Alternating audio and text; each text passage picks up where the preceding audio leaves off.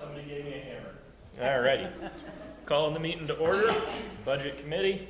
We are picking up where we left off, and that is PDF page 55 or document page 52. Did we have a public comment before we start? We don't have a section for it. Cool. So we will keep plugging along. This is the planning department. Does anybody from planning want to give us an intro to it? Yes, we're just trying to figure out if the microphone works. You have to just turn it on and give it a second. 52 on the document, 55 in that.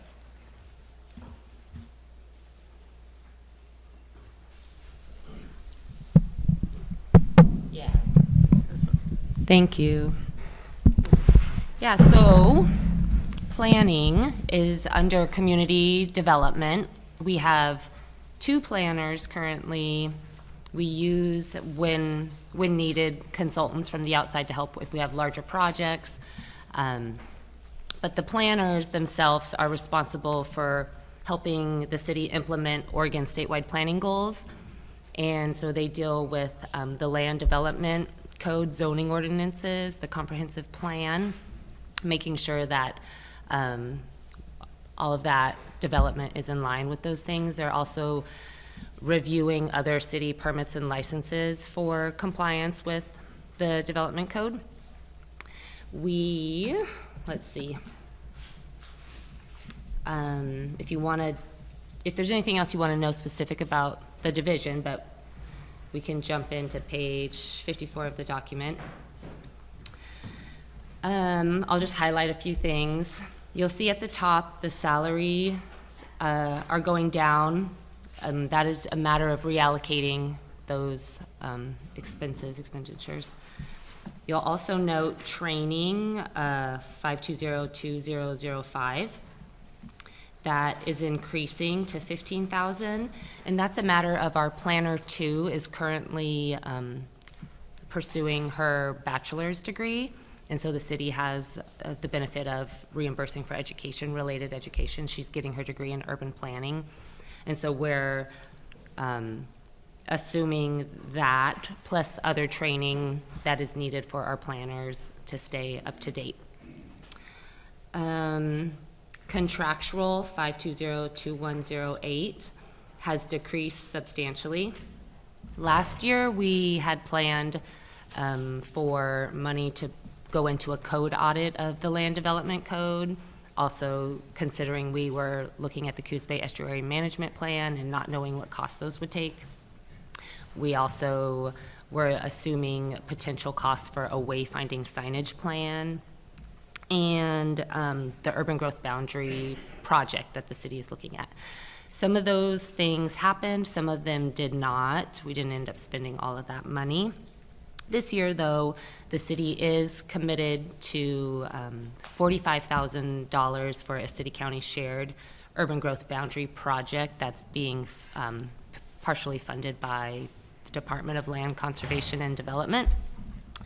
Also, we're working with the Ford Family Foundation to update our economic opportunities analysis and establish an economic development strategic plan. And we would be on the hook for $20,000, and I think some of those expenses maybe will be shared with urban renewal funds. But so that's what that contractual we are thinking that money will go towards. Other items on here that might be of interest? I don't think so, unless you have any questions. All righty, any questions on planning? Hey Drew, Lucinda. Question, Chelsea, in terms of that contractual you just spoke about, so 45K is going towards the urban growth boundary, but I know we did allocate a number of dollars for the Coos Bay Estuary Management Plan. I know that is a project that is continuing to move forward, but am I hearing you say we will not allocate any dollars to that project in the coming year? Yeah, so right now as proposed, there's not any specifically allocated towards that. I'll say that that project is moving forward, but we don't have a definitive kind of timeline from Coos County as to when they they plan to proceed. So while it would be ideal to have some dollars, I don't know that those would be expended within the next year. Did we ask them for a timeline, Chelsea? I have been asking, yes. So I am pushing them. I think it's a matter of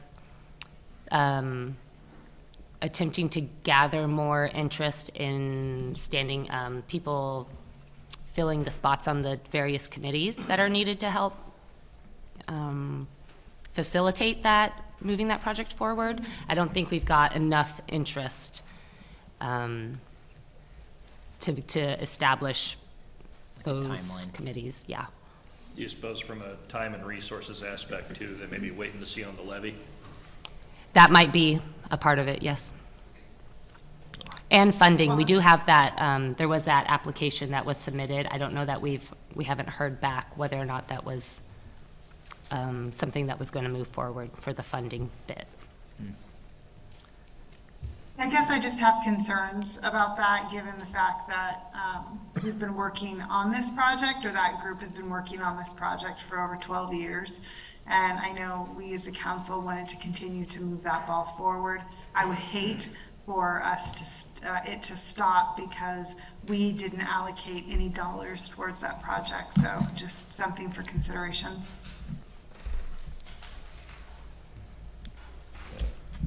Is that something you wanted us to redline or be aware of? It's so early in the conversation. I'm not sure, honestly, Drew. Yeah. I guess I do. Yeah, let's redline it. Okay. Yep, I second that. I just have a quick question. Uh-huh. I think it is absolutely wonderful that you guys are doing the bachelor's degrees. Is there a limit of how many you will do per year, or how is that managed across the city? I don't believe there's a limit. It's based on, Yeah, so there isn't, generally speaking, those are, it's dependent upon the employee group that an individual might land in. So each of our represented groups have agreements with the city, and those kind of outline how we work through educational elements beyond training, just regular kind of job training kinds of things. There is obviously a limit based on budget, you know, Right. that's the piece of the puzzle there, and then we pay based on what a person earns in a grade in those courses. So we have to be strategic about it, of course, and make sure that we're using those funds reasonably for what we expect our growth and needs to be in the future, So you have criteria that you use for your employees to? So if there is an interest, there is a process that the department would go through, and then it comes up through the department to the city manager, and yeah. Okay, thank you. That's a benefit of the bargaining, correct? There are benefits for educational reimbursement within each of the collective bargaining agreements. Mhm. All righty. Any further questions? If not, we will continue rolling to engineering.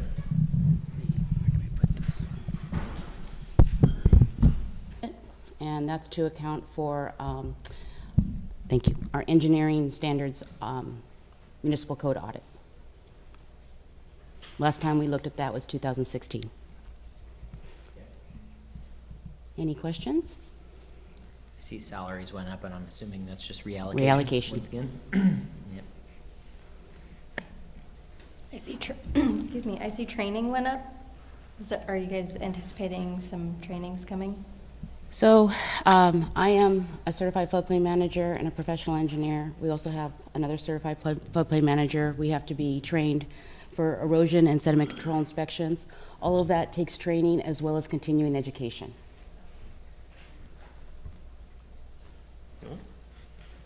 We don't have anything else.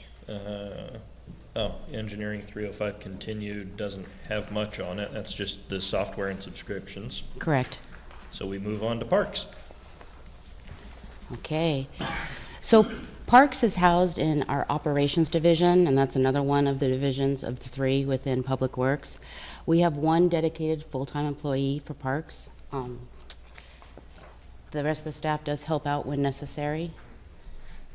So looking at that, you may notice that personnel services went down. We had a retirement, and then we reorganized the org chart, and we did not fill that position. Looking further down, you'll see contractual went up, and this is for a grant writer for the Parks Commission. This will be the second year that we've done that. We did it last year, but it's not reflected in the council adopted 2023-2024 just because we have not done a supplemental budget yet, but it is there. You'll notice that the litter patrol beautification went up slightly, but that is what we use to hire temporary workers, and the wages are going up. So that's to cover the additional wages. CPI kind of stuff. There you go. Concrete, asphalt, and gravel doubled. And that's mainly due to our trails in our park system. You know, we have 14 parks and open spaces, and there's been some challenge to the recreational community. And so we want to make sure that we have the dollars in there should we need them. Then another change you might notice is in previous years, we've just had Mingus Pool operations and supplies. And that just was kind of a catch-all for any maintenance that needed to be done, any chemicals we needed to buy, and pay all the utilities. But the chemicals and utilities have gone up tremendously, and we're going to talk about this a bit more when we talk about water quality. And so we've decided to separate those out, just so we can better track. Good call. So this being part of parks, anything to do with the waterfront in here? We've had a lot of folks ask about the docks and everything. Sure. No, it's a great question. Yeah, parks, the 14 parks and open spaces also includes the 2 boating facilities. And so let's see, 2313 is the boat ramps and maintenance. Now, were you asking about the status on the east side boat ramp, or were you just asking, was it included? Yeah, just broadly that it's there and that it's got sufficient input for what folks are requesting, keeping it clean and maintained and all that. Oh, It usually floats above 20,000 in the past years, it looks like.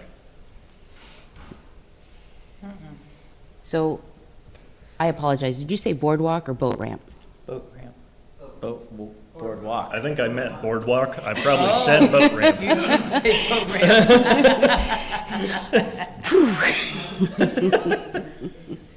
I know there's a boat ramp on the boardwalk. So, boardwalk. So boardwalk, Jim, I might need some help. Where is boardwalk fund covered? Well, Urban renewal. the maintenance, just the regular maintenance. Building grounds and maintenance? Yes. So 85? Okay, it's up a little It's bit part then. of that. Thank you. Cool. So,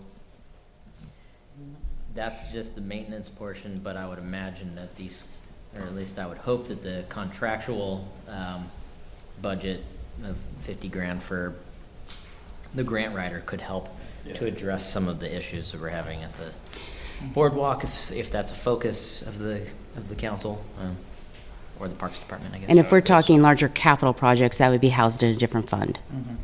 Cool.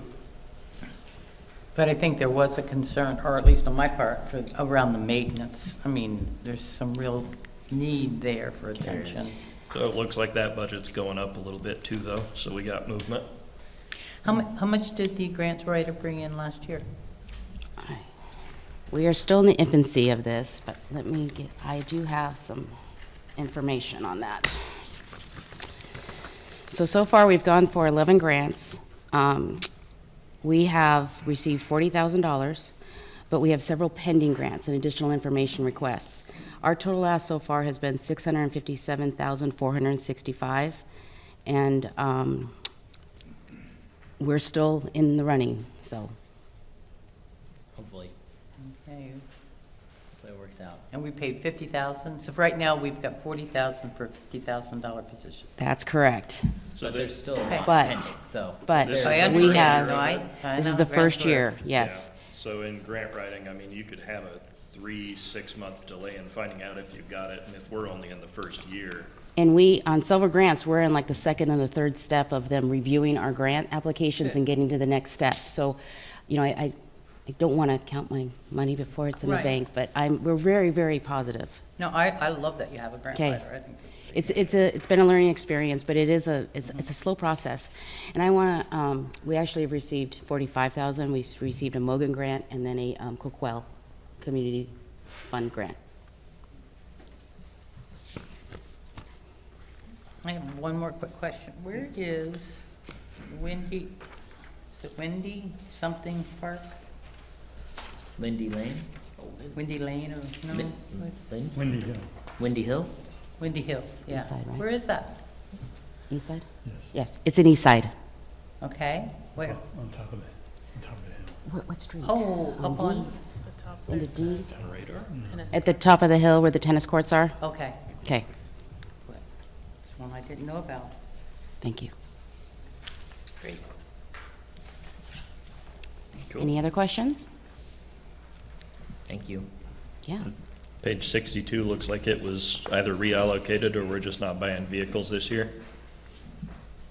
That's the only thing on it is vehicles, so. So isn't this in a different fund now with the enterprise?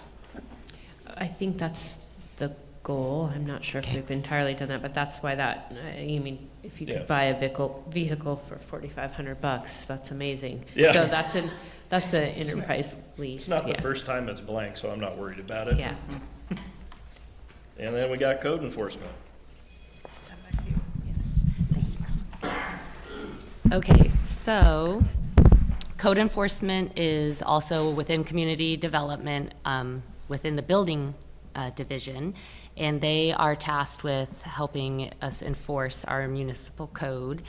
And so we have one individual working in code enforcement, and they work with many property owners daily to try to gain compliance.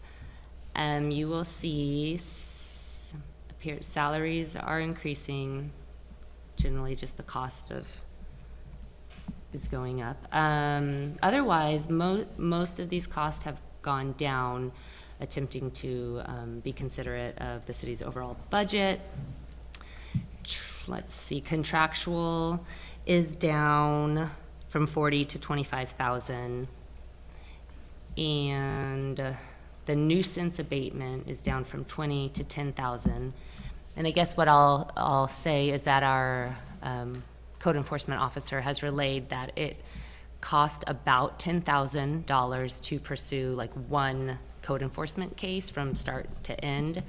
So I don't know that we spent that much last year, but depending on the desired amount of code enforcement matters that we want to pursue, that would be kind of where their budget for that lies. They think 10,000 is what's needed to get from start to finish. And is that, like legal counsel, or is I that? think it includes all of that, the legal counsel and the hearings and, I see. yeah. And what would we be including as the nuisance in this? Is this like a decrepit property, or this isn't where the RVs are? That's under public safety, I Right. think. Yeah, so I should say, this is focused mostly on the building code type, dangerous substandard building type violations. Okay. Question. Last week, we were talking about some budget changes in order to condemn buildings to kind of clean up the blighted buildings. Would that be something in the process of doing that condemnation? Would that involve this line item? So that was in relation to the urban renewal budget, so that's a different location. Similar, could be similar process though, for sure. Would, The urban renewal would likely result in acquisition costs of the property, so. but this might be the process through which a building might be deemed unsafe. Yeah, so I would say like an example might be the property that's on Anderson Avenue, knowing that it had folks living in there and it was, roof was a little challenged. We walked through that code enforcement process, and there's some evacuation that we did of that space and boarding up of that, and so there's some costs associated with that. If there was further movement, you'd end up with that $10,000 kind of investment in that one kind of property. But so there could be several little attempts at cleaning something up, and the owners then come back in compliance, or a full, you got to walk the whole path. Well, I hope 10,000 is enough. Yeah, that was one. Seems a little, I don't know. Sounds like we didn't spend the 20,000 last year. No. No. So in '23, you can see that we spent, you know, 10,230. So, good year, bad year, I'm not sure. And- You may remember too, we did the two houses that were on 101, and because that was a little bit larger of a cost, we came to you with a ask to spend some rainy day funds because we had some concerns about the safety of that hillside, and I see. so, Yeah. So I mean, we we'd could- probably not want to do that again, but, Yeah. yeah. Yeah. So if there was some kind of issue above the 10,000, we could discuss Yeah, we'll have to come up with, funds from additional, from an alternative source, basically. Right. Yeah, okay. Well, in effort to not unbalance the budget, I won't redline that one then. All righty, if we got nothing else, we have transportation fund. Okay, here we go. So this fund is for our, mainly for our operations division. It's our streets group that this primarily supports. What funds this one is STBG funds, state gas tax, and what we call TUF, or transportation utility funds. Yeah, you got it. Just a little background on what this covers. We have over 80 miles of paved roads. We have 11 miles of gravel. So there's a lot going on there. And one thing new this year that you may notice is that we've combined capital into maintenance. I mean, it's been separated, but now it's all in one location. And so before you saw, we haven't gotten there, but at the bottom you'll see some capital outlay. Those two accounting codes, those were in Fund 45.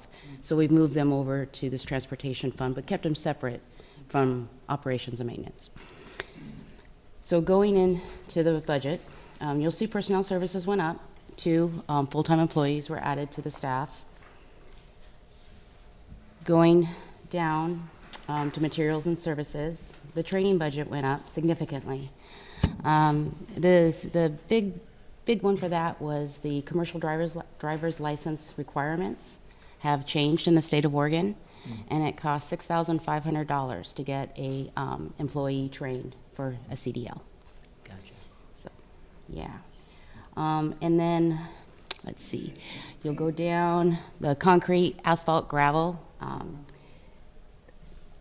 with me here. It didn't even go up.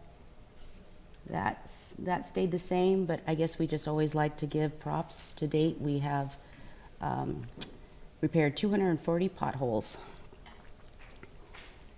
What now? Yeah, this calendar year, thank you. And other than that, unless you have any questions. Jennifer, I'm sorry, I do. So I'm looking at asphalt and concrete. So last year, we allocated 185, and this year we're allocating 183. And we do have 80, I think you just said 80 miles of road. Tell me why we're going down in that cost. I know it's pretty flat, but still, why are we going down in that expenditure line? So that's a good question. Maybe if I can point you down to the bottom at contingency and unappropriated ending fund balance. We really had, it's going the wrong direction. And we just didn't have the extra money. Another thing to note, and maybe one thing to consider, our STBG funding is at risk. It may be going away in future years. STBG funding. This is funding we get through the federal dollars that go through ODOT, and it stands for Surface Transportation Block Grant. We also, our TUF funds, our transportation utility funds, they were implemented in 2020, and they've never gone up. So,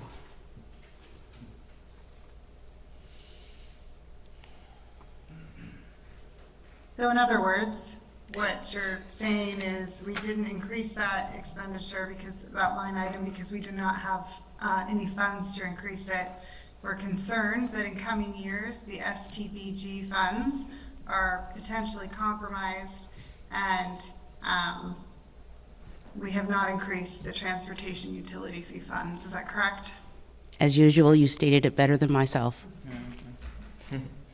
Well, I can only do that a few times a night, Jennifer, so that's it. Thank you. So this is Joe. So Jennifer, how can do tough from not go up when we have more homes coming online, more commercial projects or buildings coming online? I'm baffled by why it's not going up. Would you like to take this? I mean, I would initially just say, like, as we increase, 5 homes or, 4 more commercial properties, remember we're $10 per home, so 5 at 50 times 12. I mean, it's not significant. We are seeing an increase. It's not to suggest that we aren't seeing an increase, but in comparison to expenses going up, it's not the same, the same growth. Yeah. Could I add on to that? So when the council adopted the TUF fund, there is a provision in there for council to raise those rates should they choose. I wouldn't like to go down that road. I think that we had decided to go at $10, set up Councilor DeNovo. I said, let's go what we needed, and we said we needed $1 million, and this is what it was supposed to generate, if my memory serves me correctly. So, no, when you made the comment, Jennifer, that it had not gone up, I was kind of surprised that it had not gone up. Maybe a better way to say it's gone up by a smaller amount or minute amount, I guess. Because we've had, how many homes come on since 2020, I guess, in commercial properties? I mean, so, what, 100 if you say all together, maybe more? I don't know. So, anyway. Yeah, possibly. I mean, that might be a bit on the high side for Yeah. homes, but I suspect what you meant was it hasn't gone up by the rate. By the rate, yes, We've had it's more still, houses, but it's still $10, not 11 or 12. and since 2019, 2020, we all know what's happened Yeah. to costs. The inflation rates. Oh, I understand that. No, absolutely. But I don't know. I guess I'm one counselor, and so if the council wants to broach raising a tough utility fee, I guess that's something they can discuss. and again, we moved the capital side of all street stuff from Fund 45 to Fund 2. So if you were to peek at Fund 45, which is on page 124, and specifically look at TUF for the last two, remember the farthest left columns are actual columns.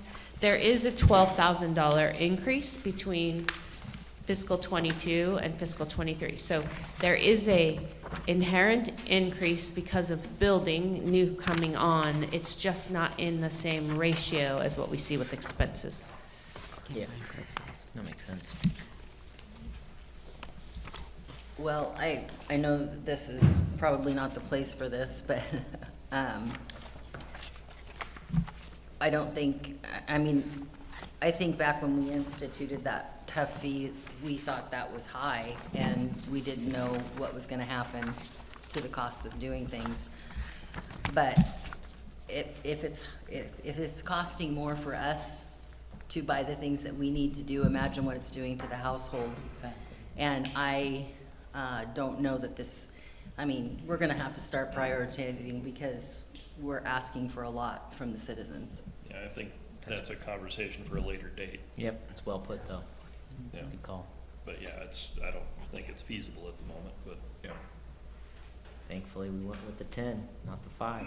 Yeah. All I right. think that had been the idea too, is that we not have to spike it on Yep. folks down the road. Absolutely. And Cool. and then I'm just sorry not to belabor the Yeah. subject, but that is the challenge, which we will be very careful to monitor, but when we bring capital into a traditionally operationally focused fund, we want to make sure that those tough dollars are used for capital. So we will be watching, and so when you say we don't have some dollars for use for something, and the tough is there, well, it is not there for operational. So we want to always plug those dollars into capital projects. Yeah. Yep. So even though it may increase, we might not be able to put it in the holes that are related to operations. Does that help some? Yeah. Worse? Yeah. I don't clear- know. Mhm. Clear as a foggy day. I'm just kidding. That works for me. You're saying we want to use it where it was intended and what we told the public we were going to use it for. Yes, Capital. that's what I'm very saying. much in favor Correct. of that. Yeah. Yeah, and then so like as we see, costs are going up, then you're gonna see contingency going down, because though there are funds coming in, they are specific purpose funds. Yeah. And we wanna put it all in here so we can see what does it cost to maintain our roads, both operationally and capital. It's easier to see when it's all right here, but we still need to manage those appropriately based on what their intended use was. Absolutely. Good point. Cool. Any other questions on page 70? Yes, I have one. On the bike paths, how much traditionally have we spent on bike paths? You're talking about Fund 3180 in capital outlay? So bike paths, this line typically goes to ADA ramps. So this is bike and pedestrian paths, and so typically we usually these funds for ADA ramps.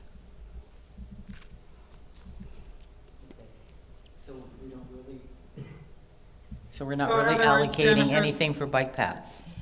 There's not a lot of funding. I think the better response, Jennifer, if I may, Please. to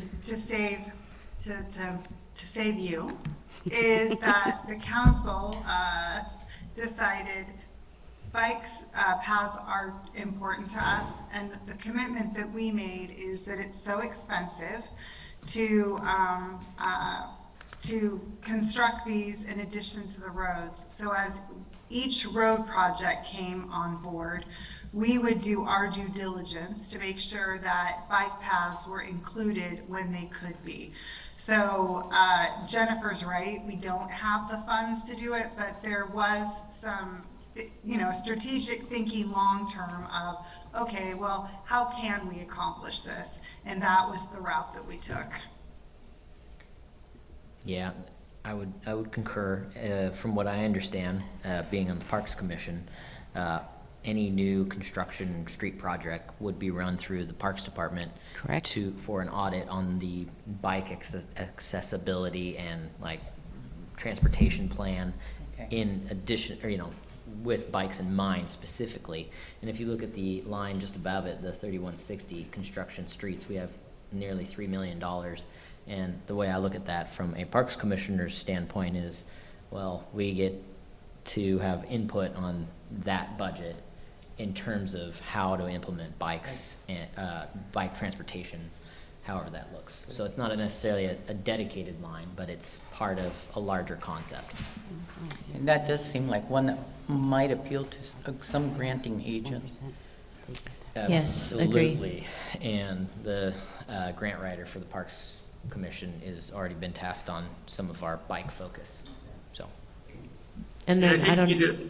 Yeah, we need to reiterate that we have been putting we'll put bike money into the Front Street program. That's been discussed in that blueprint plan, and also in Empire. Both Front Street and Empire have bike paths in the plan. So they'll come out urban renewal, but there's still bike paths that'll be implemented. And then just kind of as a reminder, the bike ped path funds come from state gas tax. There's a very small percentage, I think 1% of those dollars coming in by state statute go towards bike ped paths. So that's how those funds even get there, and it's incrementally small it takes a bit before they build up.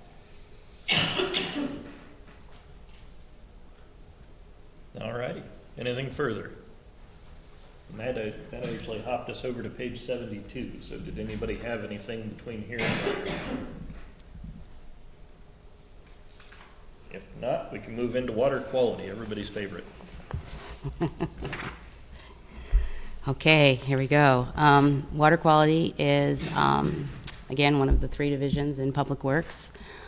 Nicole talked about this in her presentation, but this is funded, is an enterprise fund, so it's primarily funded by sewer user rates. And this fund, the sewer user rates support both operations and maintenance as well as capital for the water quality asset. And the water quality asset includes Plant 1, we have 2 treatment plants. So Plant 1, Plant 2, we have 90 miles of gravity sewer line.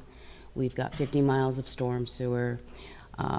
And let's see, 22 pump stations, sewer pump stations, 3 storm pump stations, 1,700 manholes, and 1,900 catch basins. Well, we also serve 2 special districts, the Charleston Sanitary District and the Bunker Hill District. So we accept their sewer and treat it and disinfect it prior to discharging to the bay, but they pay their proportionate share based off flows and loads. That also is another source of income, and you'll see that as well. So going here, we have 5 funds, or sub-funds, I guess, within Fund 3. We have the Administration Fund, Plant 1, Plant 2, Collection Sewer, and Collection Storm. There's some overall things that are maybe typical in each fund that I'd like to talk about at the beginning. And some of them have to do with, let's see, bear with me here.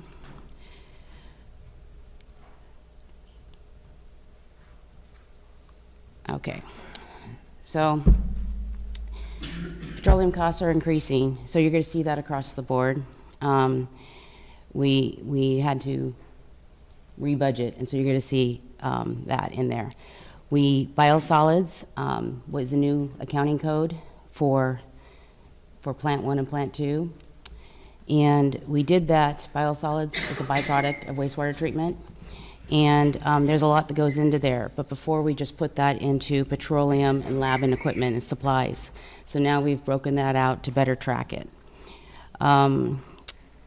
The contractual line items, you'll see a reduction as well in all the funds except for the admin, and we basically did that to reallocate. Rather than try to divide it between Plant 1, Plant 2, Collection Sewer, Collection Storm, we just put it all in admin. We kind of did that also with personnel services, specifically the administrative personnel services, like the city manager, city attorney, finance. Rather than try to distribute it in all of Plant 1, Plant 2 collections, we just put it all in administration. I see insurance went down, 15,000. I'm going to have to defer to Nicole or Melissa for that. You guys must be doing real good. We are. Lowered your insurance rates. Or maybe we got a better insurance company. So just looking at historically, you know, those amounts, like we may have been a little bit on the high side. Ah, I get you. When we put together the budget, our rates come out about the same time, and so wherever we're at in the budget prep, we might be So estimating. Gotcha. Yeah. That makes sense. So Nicole or Jennifer, from what, if you look at salaries on personal services under this line item, it's tripled in cost. But what I've heard from Jennifer, that you've taken those allocations that were in Plant 1, Plant 2, and put them together in this and combined them. Am I correct? Yes, that is correct. So specifically the people who are, for lack of a better word, support personnel, that would be city manager, attorney, the finance department, some of the other office-related people, rather than allocating them across Plant 1, Plant 2, Storm, and we brought them all into the admin department. They are, you know, the overhead of managing the system, not necessarily the daily kind of costs of the system in operations.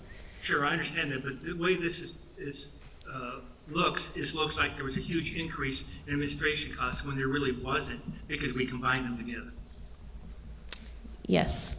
Okay, so I guess that's for clarification, because just looking at this budget, you thought there was a huge increase here. I guess I don't know how much it went up proportionately. I'm sure there's an increase, but not to this degree if you combine it all together. And I'm sure it's somewhere, I went digging around in the budget, so thank you.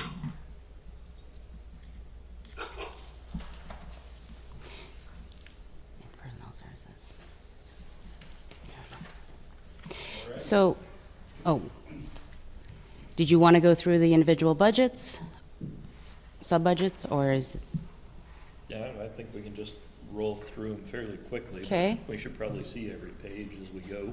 okay, any questions for the administration budget on 350? Cool.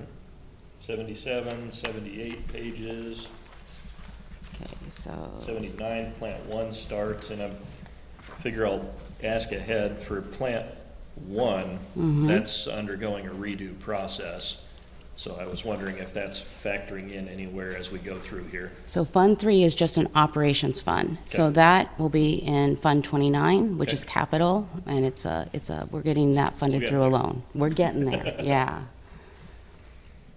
Okay, so, please. I have a question. In 4023 and 4022, the enterprise lease principal and interest, can you, did you buy a vehicle from enterprise?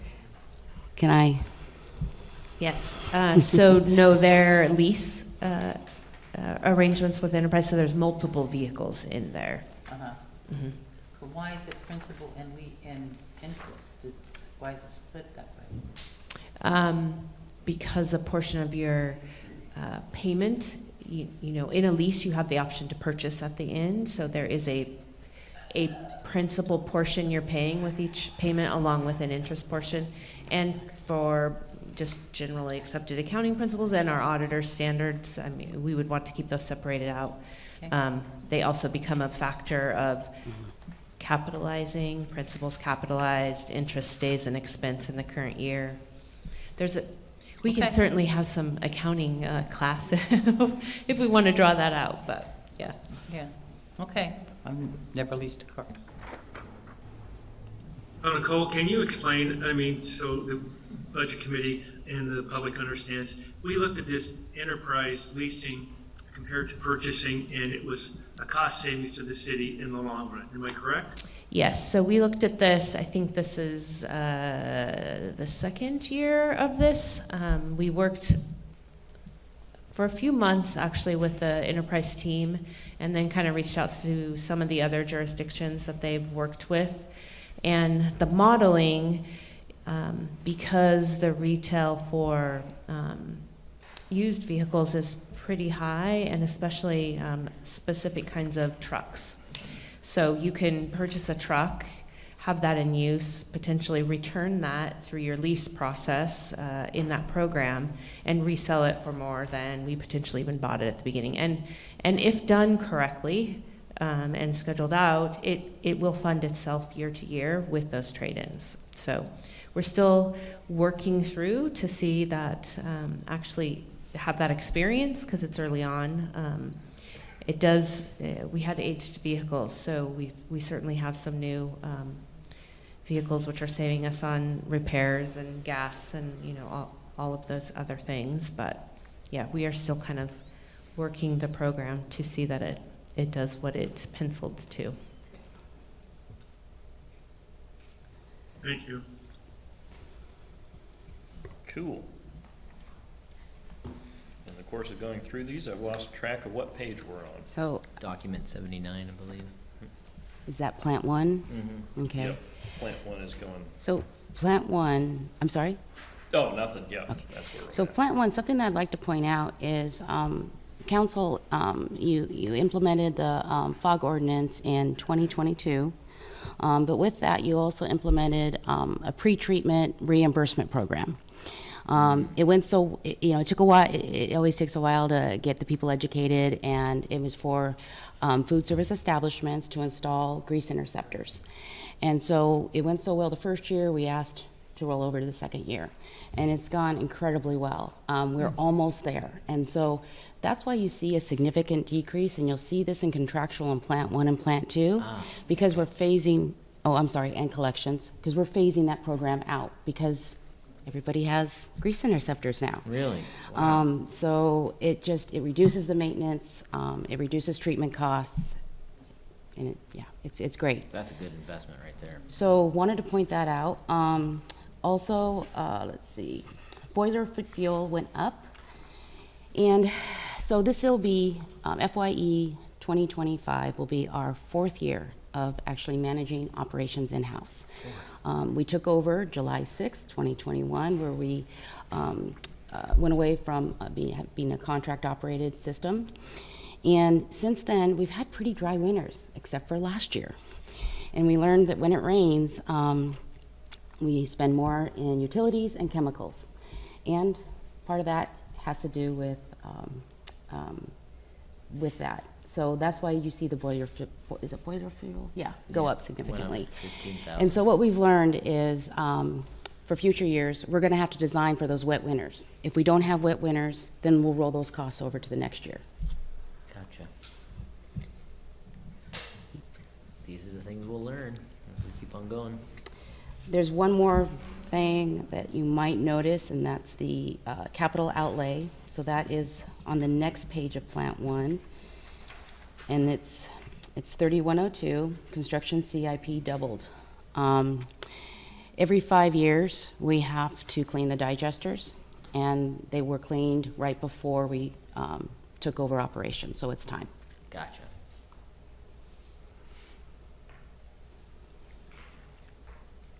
All righty, that'll take us into Plant 2. Okay.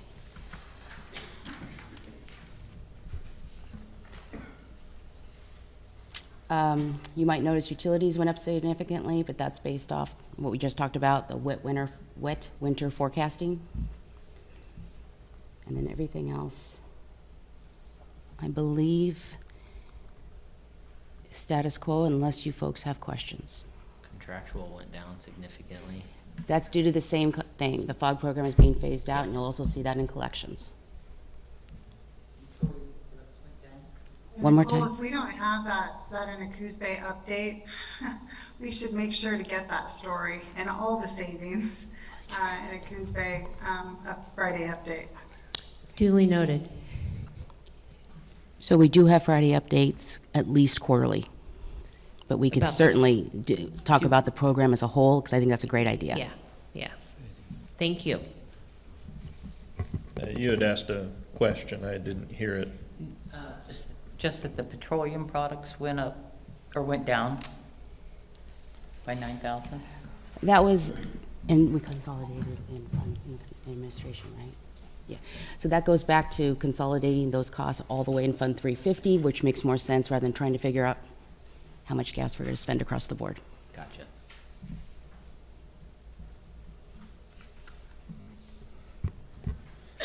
All righty, we can carry on from there then. 82 was also part of Plant 2. I don't know that anybody had questions on that. 83 takes us to collections and sanitary. So you will notice the personnel services increased here. So we're growing our team. We are going to start doing construction projects, the pipeline projects in-house. We think we have to figure out a way to do more with less. We are also doing design on the engineering side to support that effort. And so you'll notice that that incorporates 2 additional full-time employees.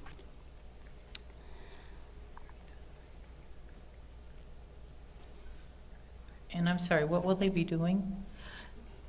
So we have 3 teams in water quality. We have the collections, the operators, and the maintenance team.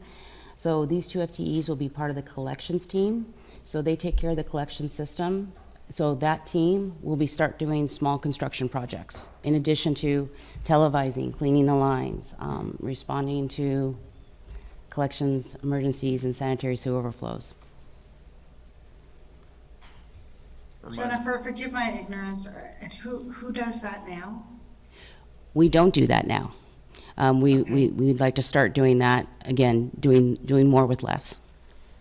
Okay, so I guess the $1 million question was, if we're adding this expense, will we see, is this the type of work that we're gonna see savings in the next budget year? We'll see savings on the capital side, and just as a reminder, Fund 3 funds the capital side as well. Got it. Okay, thank you so much. I think a comparable project that we did in the past is when we took part of the prep work for road construction back in-house. We bought the grinder and we were able to do that and saved money on the prep side. Excellent, yeah. Cool. So am I understanding correctly then, when we have an emergency or we are having to televise lines, we are still doing that right Absolutely. now? Where is that funding coming from then?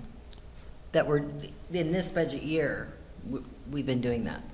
Yeah, so, I mean, the televising and, I mean, that's staff time we already have. I think we're talking more about when we have to actually replace lines. We're gonna dig in and. You're gonna, okay. And those are right now being contracted out. So those become a public works project, which we're gonna pay dollars for, Okay. So that'd be like potentially, Knife River or something, usually? yeah. So we still have to use the Knife Rivers, the Oh, yeah. Johnson Rocks. There are certain projects that we just can't do because we don't have the equipment. Yeah. When you have a pipe that's 20 feet deep, 20 foot deep, you have to have special shoring, special equipment. We don't have that. We're talking about the 8 to 10 foot deep standard pipe.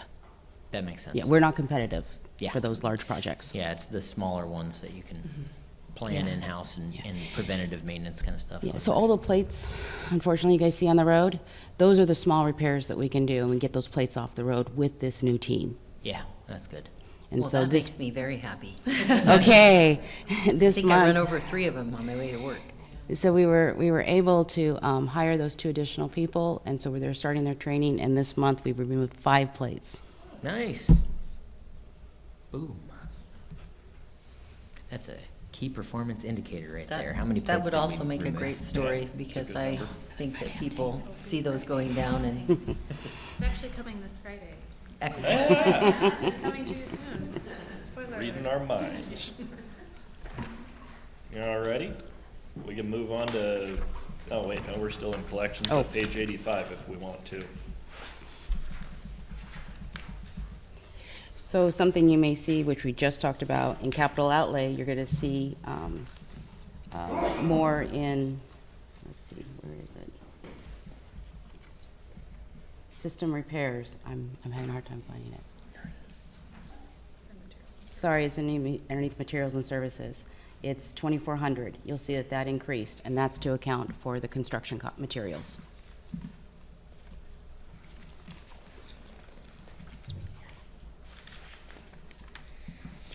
Any questions on 85? If not, we'll look at 86. Then if we have no questions there, we will go into hotel motel. Sounds like we can do hotel motel. Whoops, sorry. I don't think we can, I want to go back to the original, the 6.5, is that what is going to be the increase, or will that be, when will that be set?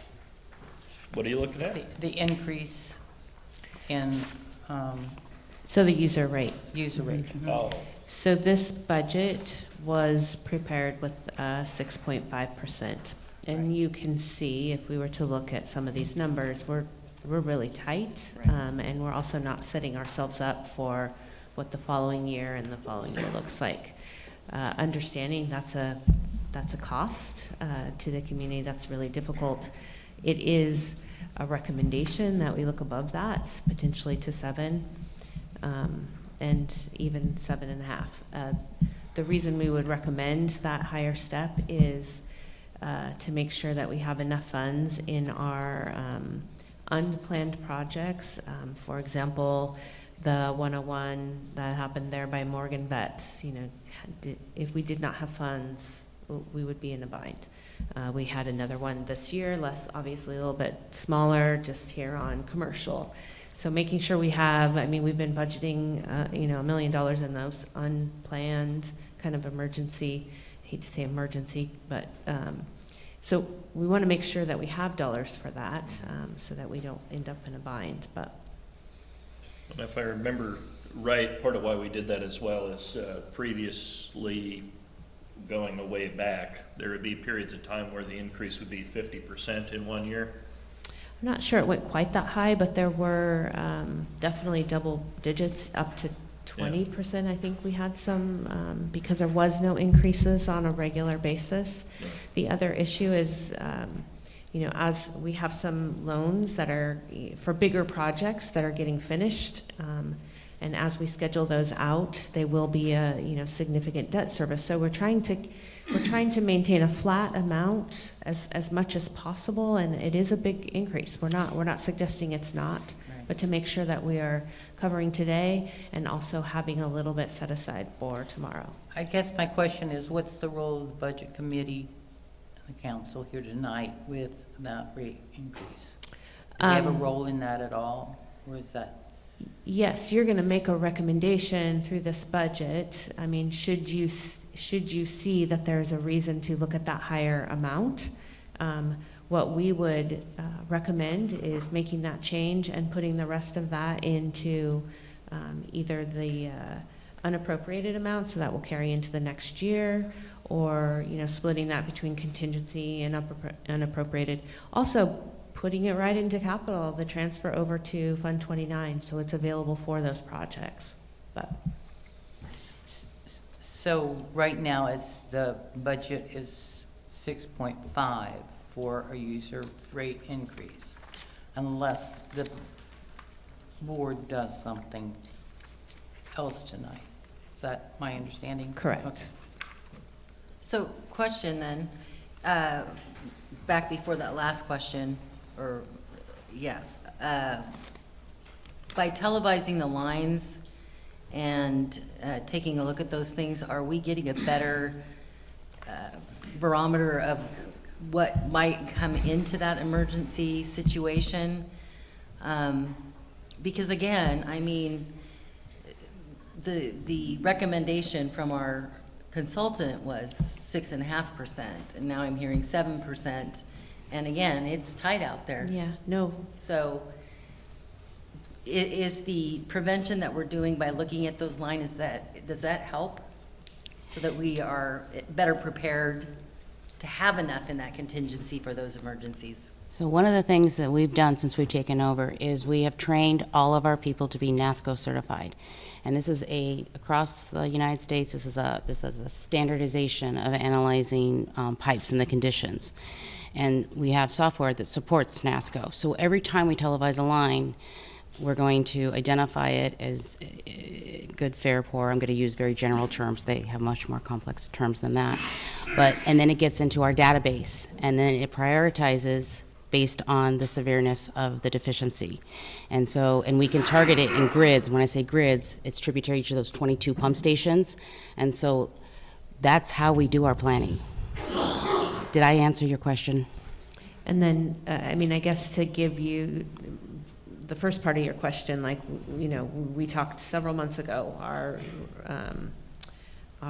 rate consultant came down and had a presentation, and in putting this budget together, there was a missing piece that he did not have a current debt payment schedule for a project that finished already, and he was thinking it had another year. So we have a significant debt schedule that's added here that wasn't in his model when he was here earlier. So yes, we could figure this out, but we would be better served to increase that a little bit more.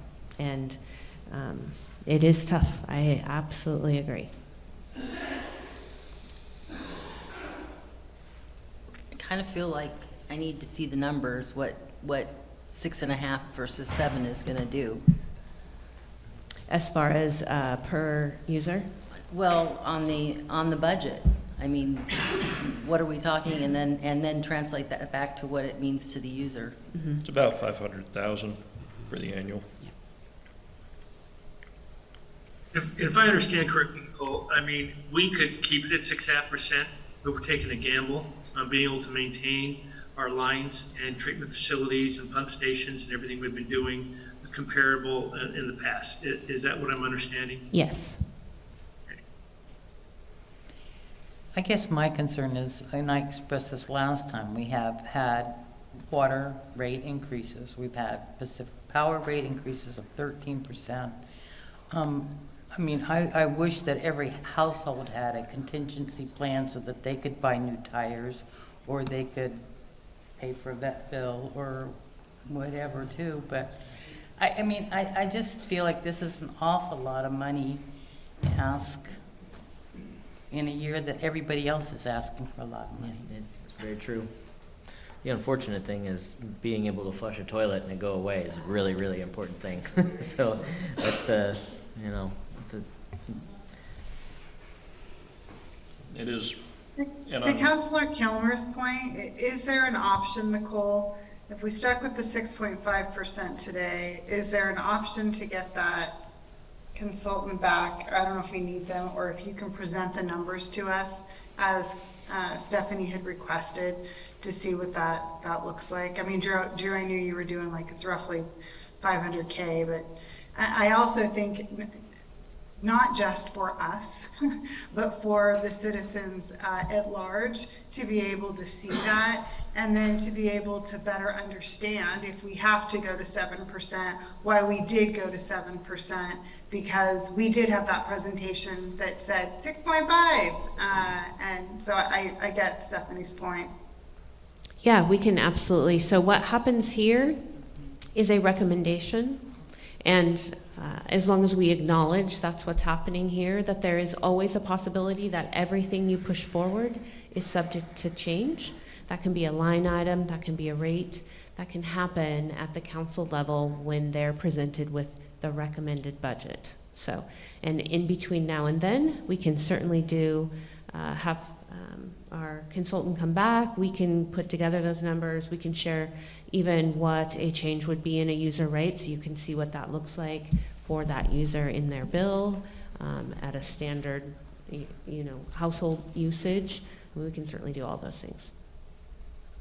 I think that would be really helpful. Thank you, Nicole. Sure. I like that. I think it can't be stated enough that we have an extremely unique situation with our topography and the fact that we have 2 plants and all these lines in the ground that are aging. And I mean, I get it, but I also have to acknowledge what I'm hearing from our citizens, and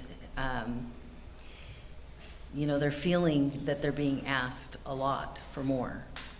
So I'm just kind of right in the middle of that road where I understand both sides of it. Yeah. And I just think that we need to make sure that we are as transparent as possible when we're discussing this. I agree totally, and I think this is a wise way to go, but I remember back when we had to raise 20 and 25%, and I would hate to have us to combine some kind of, like next year, if we misstep here, instead of 6.5, we're looking at 9.5 to make up of something that we didn't do. So I think it's important that we have the consultant come back.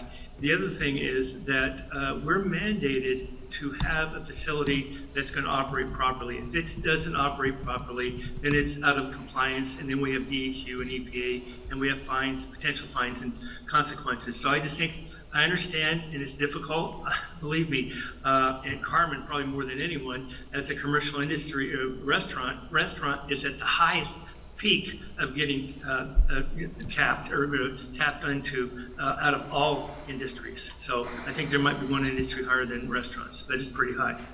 Well, and I think bringing it back in the vein that we're talking about gives us the opportunity to talk about those things. If we don't do it this year and we have a catastrophic event, what could we be looking at? I think that's important to show that as well. And you can cite, maybe not catastrophic, but pretty significant repairs that we had to do this year that ate up that contingency. Mm-hmm.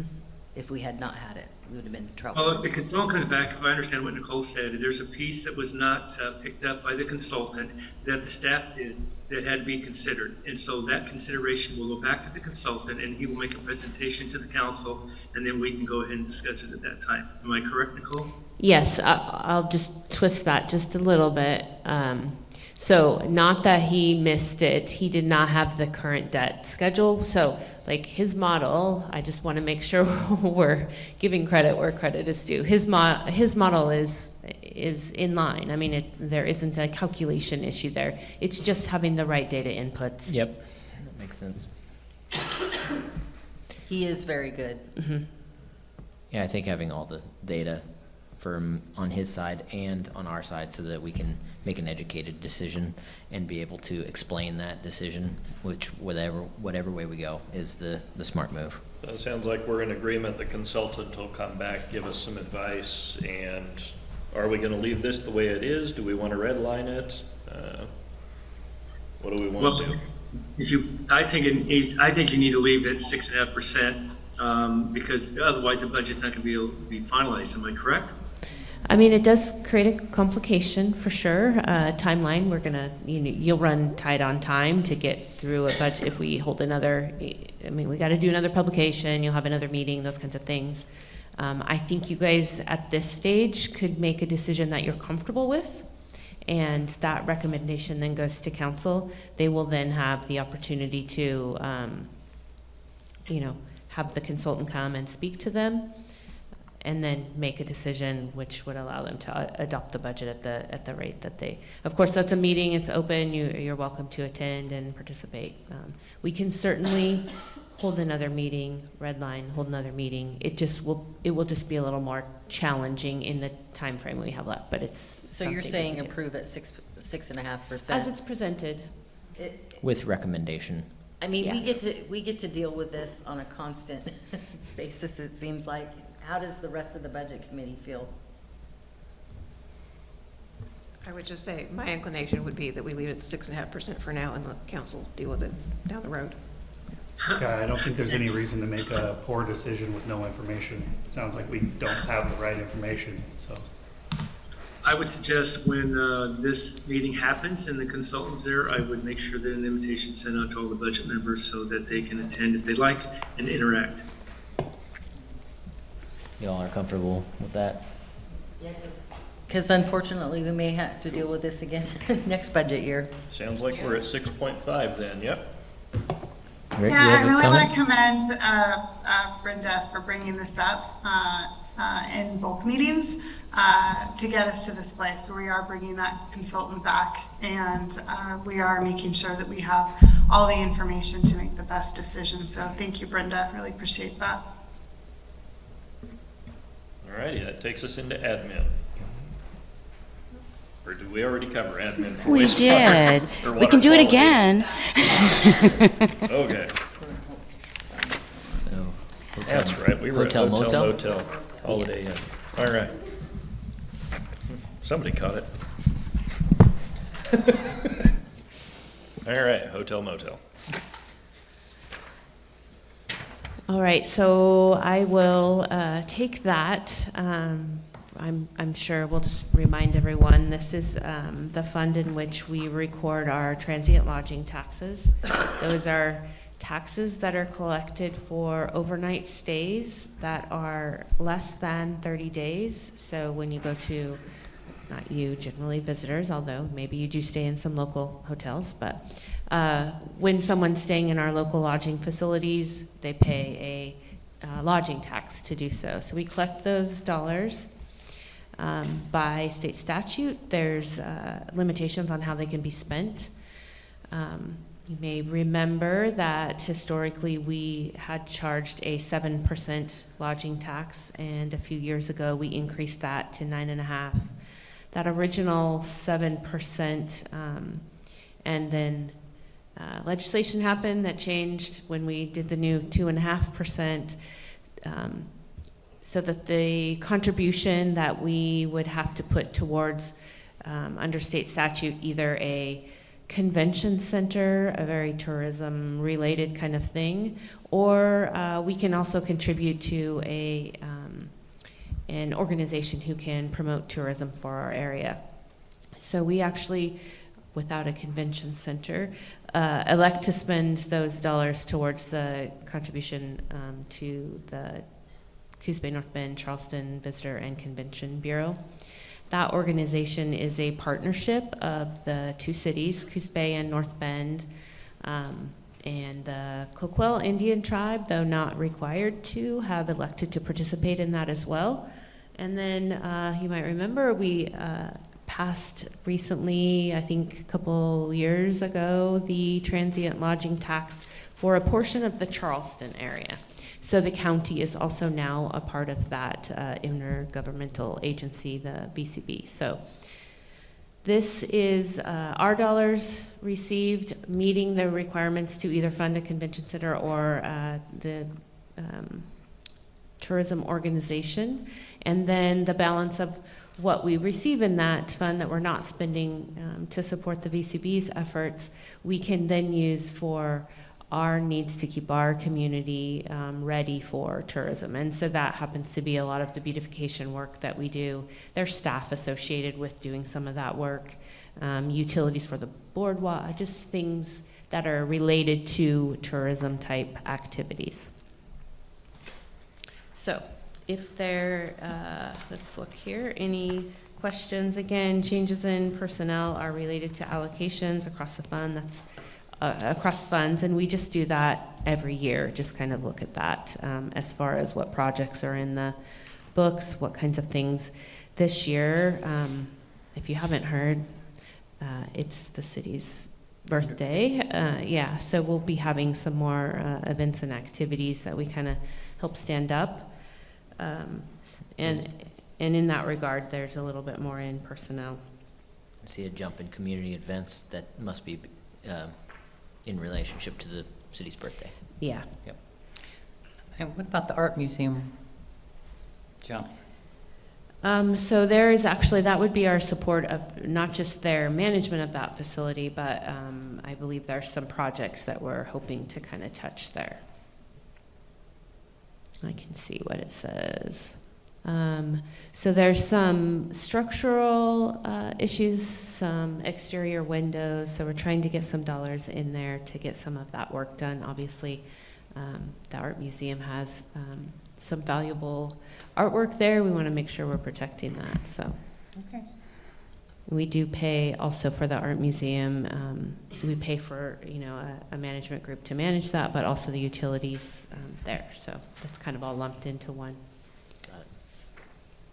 Yeah, well, just for clarification, you've used convention center as the, I think that's just an example. It is just If an I example. Yeah, okay, I just want to make sure if I understand it correctly, it's just a tourism-related business, and convention center was one example of that, and we as a city have decided to put our fund, Oops, I think you got muted. sorry, that was probably a good thing, right? So we asked the city to contribute our funds, or this city agreed to contribute the funds to the VCB, but for the portion that we do keep as a city, we also use those funds for tourism-related activities. Is that correct? That is correct. And it helps us focus then on the things that happen locally. I mean, if you knew a little bit about how the VCB operates, they really have to focus on getting the news out to people further away, and we can do kind of this local kind of touch. This is where you'll also find like the Christmas trees that we do. Fireworks. Fireworks.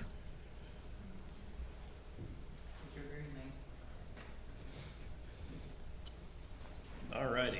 Are we feeling good on those numbers? Because next is the library.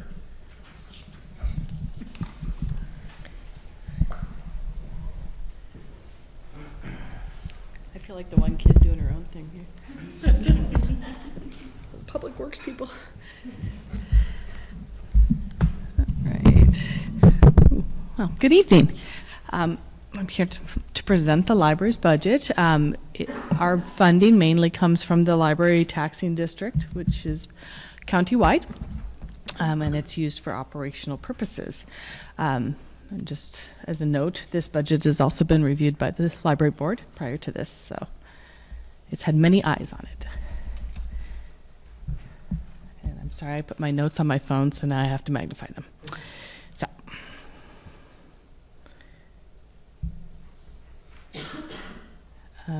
So our it's pretty much status quo. We did have a little bit increase in personnel because of everything that goes up related to that. And in contractual also a bit of a bump up for that. Other than that, it's pretty much the same as it has been, with slight increases just to account for increasing costs. So I'll gladly take questions from anybody though. The items under debt service have moved from another fund to here, I'm thinking. Yes, that is the magic of accounting there. Excellent. Yes.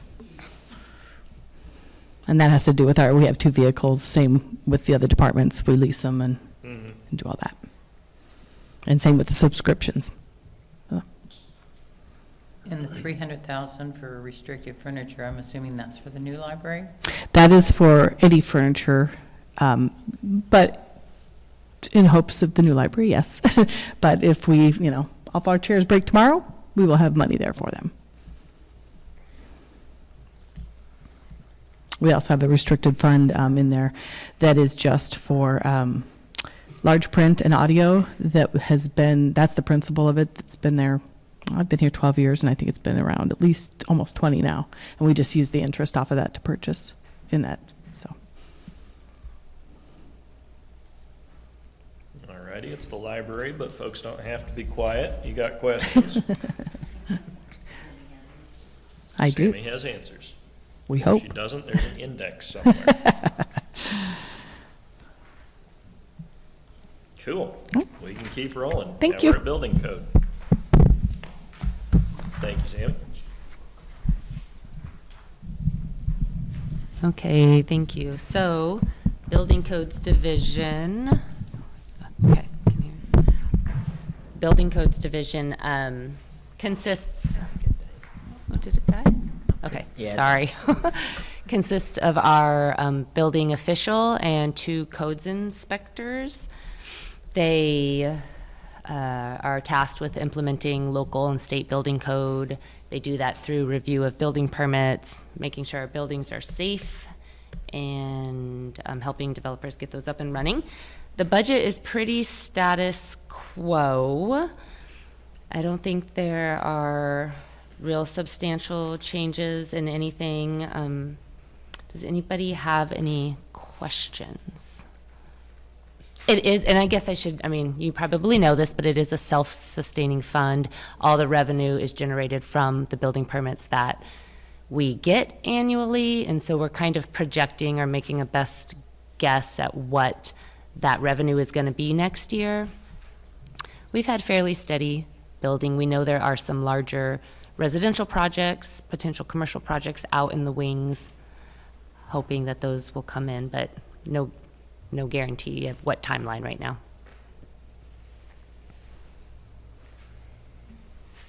All righty, thoughts on building codes?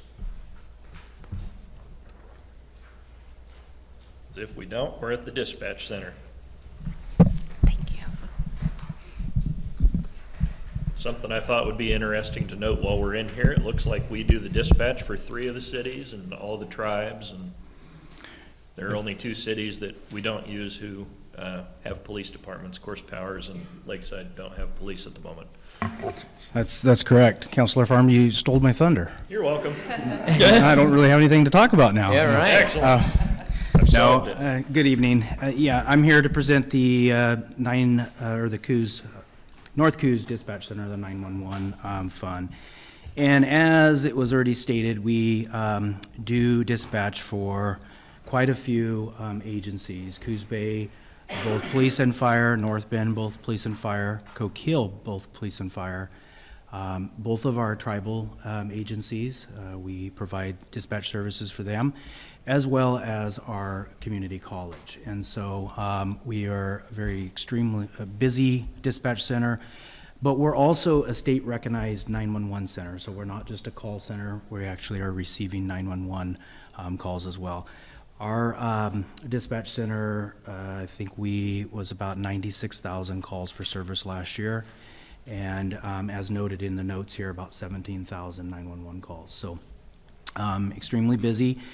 The budget that's presented before you includes the 13 FTEs.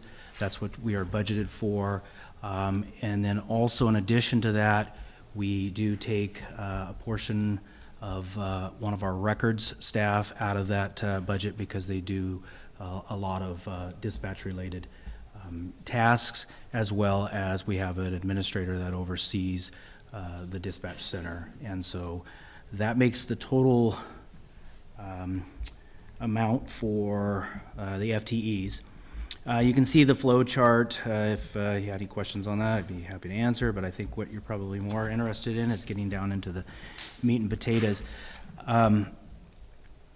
If you look at the page 102, you're going to see where it says Coos Bay 911, City of Coke Hill 911, and City of North Bend 911. Those are the 911 tax dollars that we receive for providing 911 services to those cities and municipalities.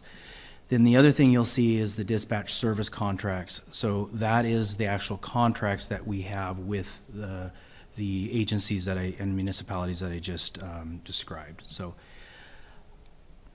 I don't know if anybody has any questions on that page. If not, we'll move into personnel services. Obviously, it is up a little bit. Those are the cost of just increased cost for personnel. If you guys remember, last week I presented the police budget, but we also talked about a portion of previous years, a portion of our dispatch center came from the 242 fund.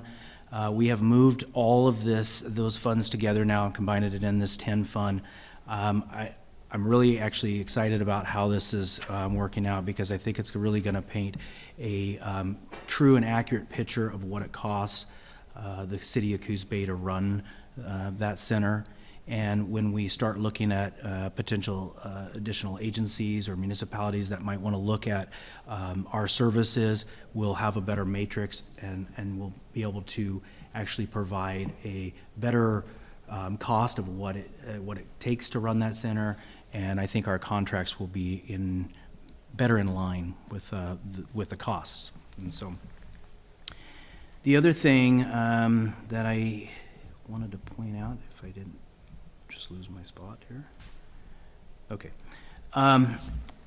You can kind of see most everything is status quo. We did increase our training budget just slightly. That's just additional dispatchers. We've got to make sure that they are adequately trained. There's some state requirements that they receive a certain amount of training. So we just increased that just a little. But one of the things that I think I'd like to point out to you guys is, if you look at capital outlay under equipment, and it's the 3023, this is something, again, that kind of speaks to us combining these accounts together. We've not ever really been able to have a line item like this that we can maybe forecast in the future, let's say 10 years down the road, for some major capital items. The counselors will, they'll remember that we just recently approached them with a major capital project. It was expansion of our center, but also there was some purchasing of equipment, the consoles that needed to be purchased. Those are very expensive, and we didn't have any funds to pull from. So forecasting a little bit in the future, what this will do is each year we're forecasting, we're going to budget $10,000, and those dollars are going to roll over each year, and hopefully we have the money to keep putting those dollars away for, let's say, 10 years down the road, when we have to replace the consoles at $200,000. We'll have some funds in the account to do so. So again, I think that's the benefit of putting these funds together. Is that how it works with your capital outlay? It goes into a fund and it just grows? So if we don't touch it. Okay, Yeah. so last year we approved 15,000, so that's already there. And this year we'll put in 25. Yeah, so it's a function of what carryover. I mean, if you don't spend it, it sits in Carries carryover. forward. And we know we have to, initially off the top, every year when we budget, we know a portion of that, and we know this year we're going to bring down 25 is already going to go towards that capital. So that's an increase of 10,000 this year. So it was 15 last year. We're Right. So we proposing. could have 40,000 at the end of this budget then in that No, we would have the 25, and then I believe, if I'm And then understanding this we flip correctly. into next year, the following year, we intend to, so we'll carry this, presume we're not gonna spend those Gotcha. dollars. We'll keep this 25, it'll roll into carryover to start the year. We know we're gonna go 35, we're gonna come down and put 35 there. Yeah. And then, allocate after that, yeah.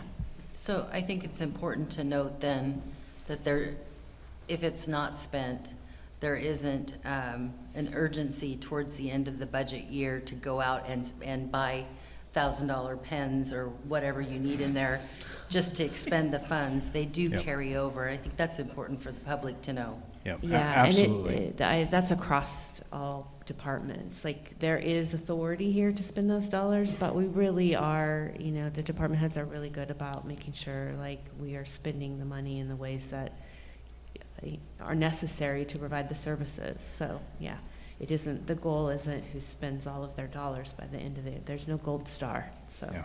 yeah. Yep. I got a general question that won't necessarily affect this budget, but if the other two cities in the county came in to join the dispatch center project with the remodel, would we have space or need another new facility? No, we would have adequate space. We've got space? Yes. Okay. My hearing's getting worse. Yeah. No, we have adequate space. We actually purchased 6 consoles total. We're using 4 on the main floor, and so we have 2 in the dispatch supervisor's office for future expansion. Cool. Mhm. Hint, hint. Small ones, Yeah. for no particular reason. All right, anybody else have questions? Thank you. Cool. That'll roll us forward. And to the GO bond. All right, so this is a general obligation bond levy that was done in 2009 for the construction of our Elrod Fire Station. We are getting close to the end of this. I believe in fiscal 28, we will make our final payment on that. This is essentially just accounting for property taxes we're going to levy. We're going to levy the amount less the estimated uncollectible in order to meet the debt service payment for the coming year. We're also required to have on reserve enough funds to cover any debt service payment in the first 6 months of the year, which is really just an interest-only payment. But so essentially that's what you're seeing here. You might also remember that we, in the 22 year, refinanced this, which allowed us to drop about 1.5 years off of the final repayment. So you'll see that's kind of why it gets a little wonky in the actual, where there's a couple of principal and interest accounts. You'll see it was because the old issuance and then a new issuance.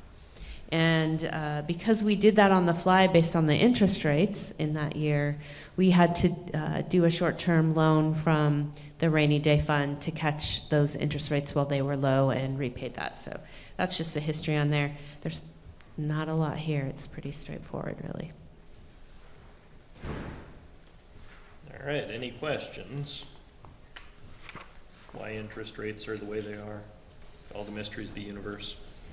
If not, we got the library service district. And actually, looking at it, we're an hour and a half in. Does anybody want to stretch their legs? I won't take it personally if you need a break before me again. If we got a no, we'll keep going. Hello again. This time I'm here for the Coos County Library Service District. This is the office that oversees sort of the umbrella services for all the libraries, such as the van that runs every day, books around. They handle the IT and things like that. And Coos Bay does act as a fiscal agent for them. Just a couple somewhat larger changes in the budget this year. The increase was made to the library books and records line item due to the increased use of ebooks and e-audiobooks. They do buy for the entire county. And we also, the IT was increased because, or the internet costs were increased over last year because they were slightly under budget. So a couple of decreases, though, is we purchased new library cards, so that was a sort of a one-time thing, so that office supplies was reduced significantly. And a firewall upgrade was completed for the small equipment, so that also went down as far as expenses go. So, but I will gladly take any questions on it. The CCLSD project. Mm-hmm. Could you elaborate a little bit? Sure. That is sort of a fund that all 8 libraries decide on what they're going to do for the year. It's sort of a big project. In the past, we've done community-wide reads.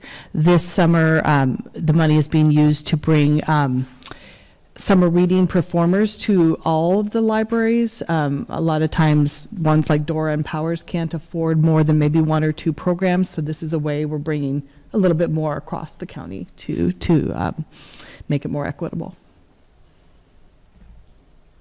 Mm-hmm. Any other questions? That's good. Okay, thank you. Seeing none. Keep going through that, and that takes us to Fire Equipment Reserve Fund.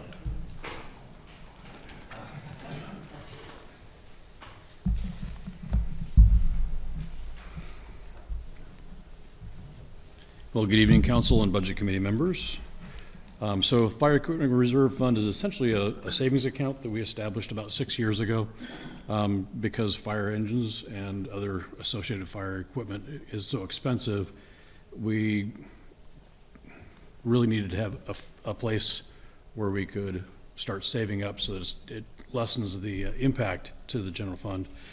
There's a lot going on in this, but most of it is, well, Nikki can probably explain much easier, but essentially last year about this time, we recognized that there was a big jump in the equipment fire truck purchasing going to happen. And so we went ahead and ordered, even though we didn't have the funds in our savings account, we went ahead and ordered a fire truck at the cost of $787,000, knowing that it takes 2 years to build a truck. So we'll receive that truck July of 2025-ish. So we've not made any payments at this point, but about a year from now, so 3 months before it's completed, we will have to pay about half of that, which we have, but we'll need to add some more to that to get to that point. So our savings account is a rollover account, essentially. We also add to it with some different things, such as a percentage of our contract districts that those contract fees, a percentage of that goes to our savings account, and some other things. Questions? Just to show why it's important that you started this, if you were to purchase the truck that you have on order today, what would it cost? So if we were to order it today instead of last year, it would be over $1 million. So it went up about $200,000.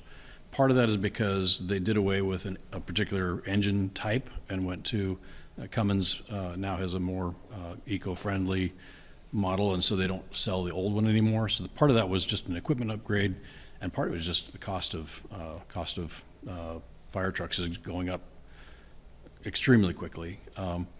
So yes, and also it's taking more like 5 years for production instead of 2 years. So really what we should have done is bought 2 of them and sold one of them, but we were stretching as it was. Keep that in mind for next time, because I don't have a feeling they're going to be going down. Next investment, I'm buying and selling fire trucks. Somebody's making money at it. Other questions? Looks really good. Thank you. Okay. Cool. Water Quality Improvement Fund. Okay, hello again. So this fund is populated by a transfer from Fund 3, the Water Quality Fund. And it helps us with capital projects for Plant 1, Plant 2, storm collections and sewer collections. So are there any questions on the resources? What's the Business Oregon loan proceeds? So the Business Oregon loan, that is an older loan through Business Oregon, and it actually kickstarted, do you guys remember the 20-year takedown schedule, that terminology? So we were mandated by DEQ to create this basically takedown schedule to maintain our sewer asset. And we created this 20-year kind of map, if you will. And this was, I believe, around a $12 million loan. There were two, $7 million and $4 million. Thank you, $11 million. And it just basically started off on our pump station upgrades, our I&I reduction efforts, and our design for Plant 2.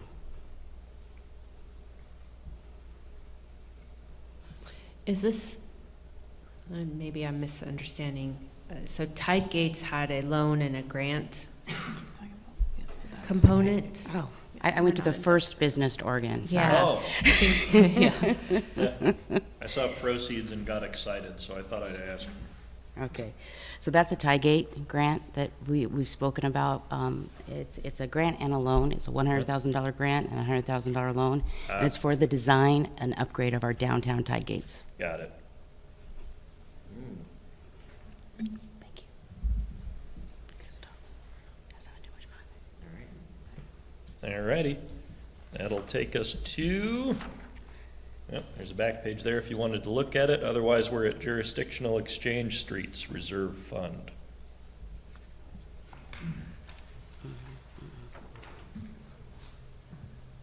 So that's document page 117. Okay, just making sure we're Unless I good with. messed something up here. Nope, you're good. I just didn't like if we wanted to chat about Fund 29 Yeah, I expenses at probably all. should have asked for questions, huh? Nope. But if All none, right. we'll move on. So jurisdictional exchange, and I'm probably not going to remember the year. 2000. In 2000, ODOT, throughout the state, I think there were several cities that were given the opportunity to take over management of state roadways that ran within our city limits. We were gifted those roadways with $4.8 million in order to help us maintain those roadways. I think at the time, $4.8 million was a lot of money, but also we didn't really get much choice. So the limitations with this is that $4.8 million can only be spent on capital as approved by the voters. So we really can only use the interest earnings off of this initial amount to do work in the city on those roadways. And that's, and I'm going to get them all wrong, but Coos River, then it comes up Commercial, Right here, Central. Boulevard, Newmark Yeah. Avenue, Ocean Boulevard. So very specific roadways, and we essentially try to let it build up till there's enough funds in there. We had a bit of a dry period with interest rates being down, and although interest rates are up for all the things we want to buy, they're also up on our investments. So we're seeing some increase there, and we'll help kind of build that back up. So. All righty, questions on that one? That's good. If not, we're at the CAD Group Reserve Fund. And I can, just because essentially this is one of those pieces that we were trying to simplify. This is all getting moved in. This is for computer-aided dispatch. This is getting moved into, this kind of was our savings account for that equipment, those consoles, that kind of thing, is moved into now that North Coos dispatch. So we know the full costs of what it takes to operate the dispatch center in one fund. So this will follow much like we've done with the other funds in the past. We won't budget this year. We'll just watch year to year until it falls off. We no longer need to report. There you go. Cool, so not much to do there. We have a rainy day reserve fund. The rainy day reserve fund is, sorry about that. It's the city's savings account. It is funded each year by resolution. The council had approved 2.5% of the ending fund balance of the general fund gets deposited into this fund each year. It's our savings account, but we've only got a little over $1 million in there, so that's not a significant savings account, but it is something.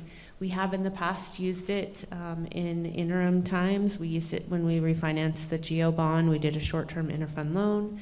We did use it, I think we talked about it already, for taking down the 2 homes that were on 101. We consider that a safety concern. So generally, we'd like to not touch this, but we do have to budget for it in case we do have need, so.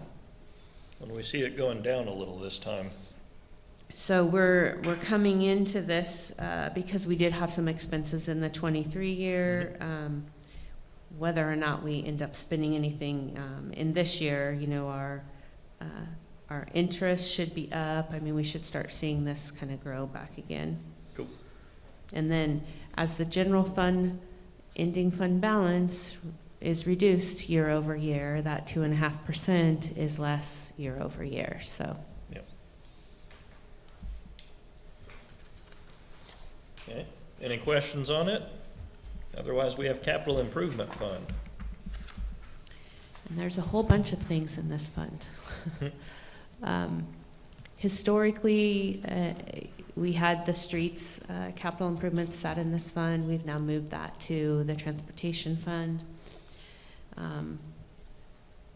What now remains in here is kind of some legacy improvement district dollars.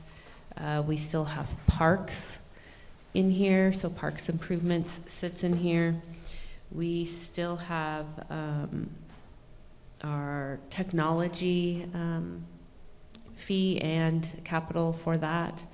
And then the last piece of this is related to funds that we would receive for our timber harvest, which we would normally do every even year, and that helps support capital. Traditionally, it's equipment, police cars, fire, you know, smaller fire vehicles, larger building maintenance kind of projects.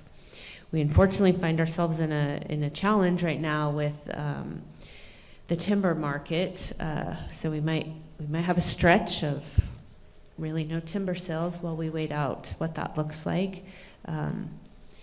We're actually given a little bit more time for the 2022 sale, and we're going to see where we land with 2024. We also are going to likely walk into a period, you know, when you look at timber management, we have several tracks and we try to rotate those. So we harvest, reseed, and we had a period historically where we had need to harvest more than one track, and so we're about to walk into that period where we won't have a track to harvest because we took that doubled up. So we're trying to be really careful in the coming years with those timber harvests that we know we still have before we get into that stretch. So gonna have to be strategic with some of those needs. We definitely need, you know, police cars are a regular need. They are highly used,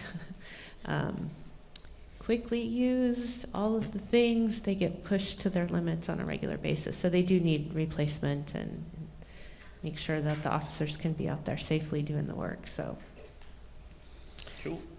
So I don't know if there's any questions specifically that you'd like to have addressed. We got anything in this? We're getting closer to the closed funds, but we're not there yet. System development charges, we don't charge those, but what do we do? We don't currently, but we have historically, and while we have funds in those, both those areas, they're both related to our wastewater system, and they can only be used for a specific purpose. We have to budget for them while the funds exist. So we, not necessarily any intention to use these dollars, but we are budgeting them. Cool. Questions, comments, concerns? Those are funds that have to be used in a specific manner. Yeah. And it's not by our choice, it's mandated by the Yeah, I state. believe it has to be a part of a plan. I mean, Jim might be able to speak a little Pretty bit, yeah. restrictive, as I recall. they can only be used for capacity, Yeah. like to increase capacity. Cool. If we have nothing there, that takes us into the closed funds, which is, if I recall correctly, basically archival documents. Yes. They were interspersed, but it got to be like you just flip pages that were blank, so we moved them all Yeah. to the end. And we'll That's nice. continue to do that with the ones that we're closing up this year, so. Cool. So when we've mentioned throughout the thing that accounts were merged, funds were merged, these are the ones that went away. So if you want to flip through it real quick, there's not much to ask, but if you got questions, shoot them out there. And then just for informational purposes, closer to the end, you're going to see the division of labor hours across different departments. That's that time-based accounting that was discussed, and total wage matrix farther back in still. Other than that, we can go back to red line items, but first, what I missed? Before we go there, on the budget glossary, would you make sure that you include the du jour Yes. funding? Thank you for Thank you. saying that in this meeting also. What do we got? Oh, yeah. Cool.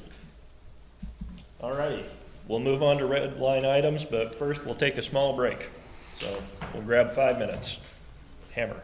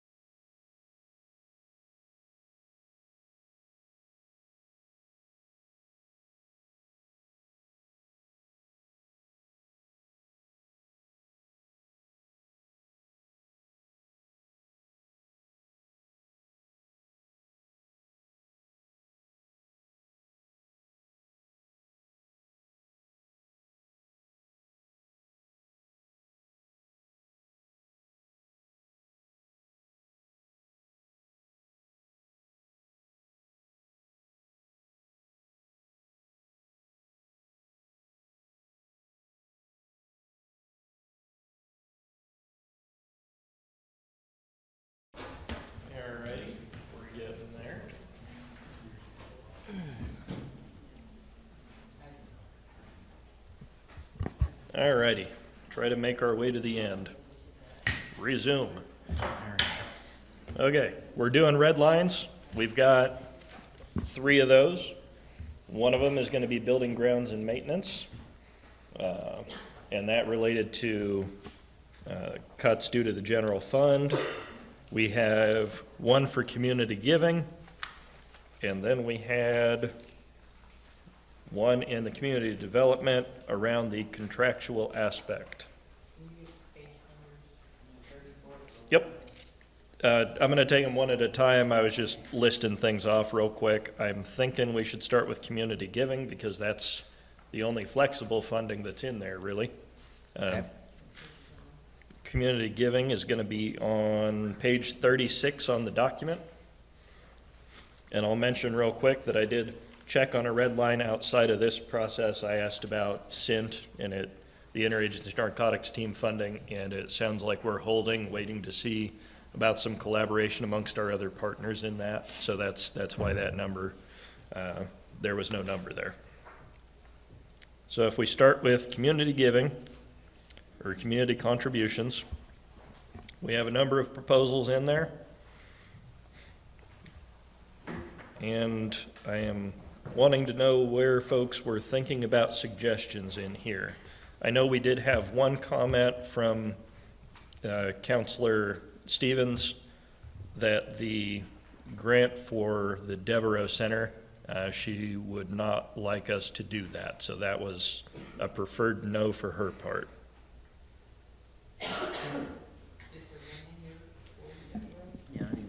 How much is that, the grant for Devereaux Center? Yeah, now I'm not wondering why I got that message. There isn't one. I don't see anything in there. Okay. Yeah. Well, that solved And that. did they not?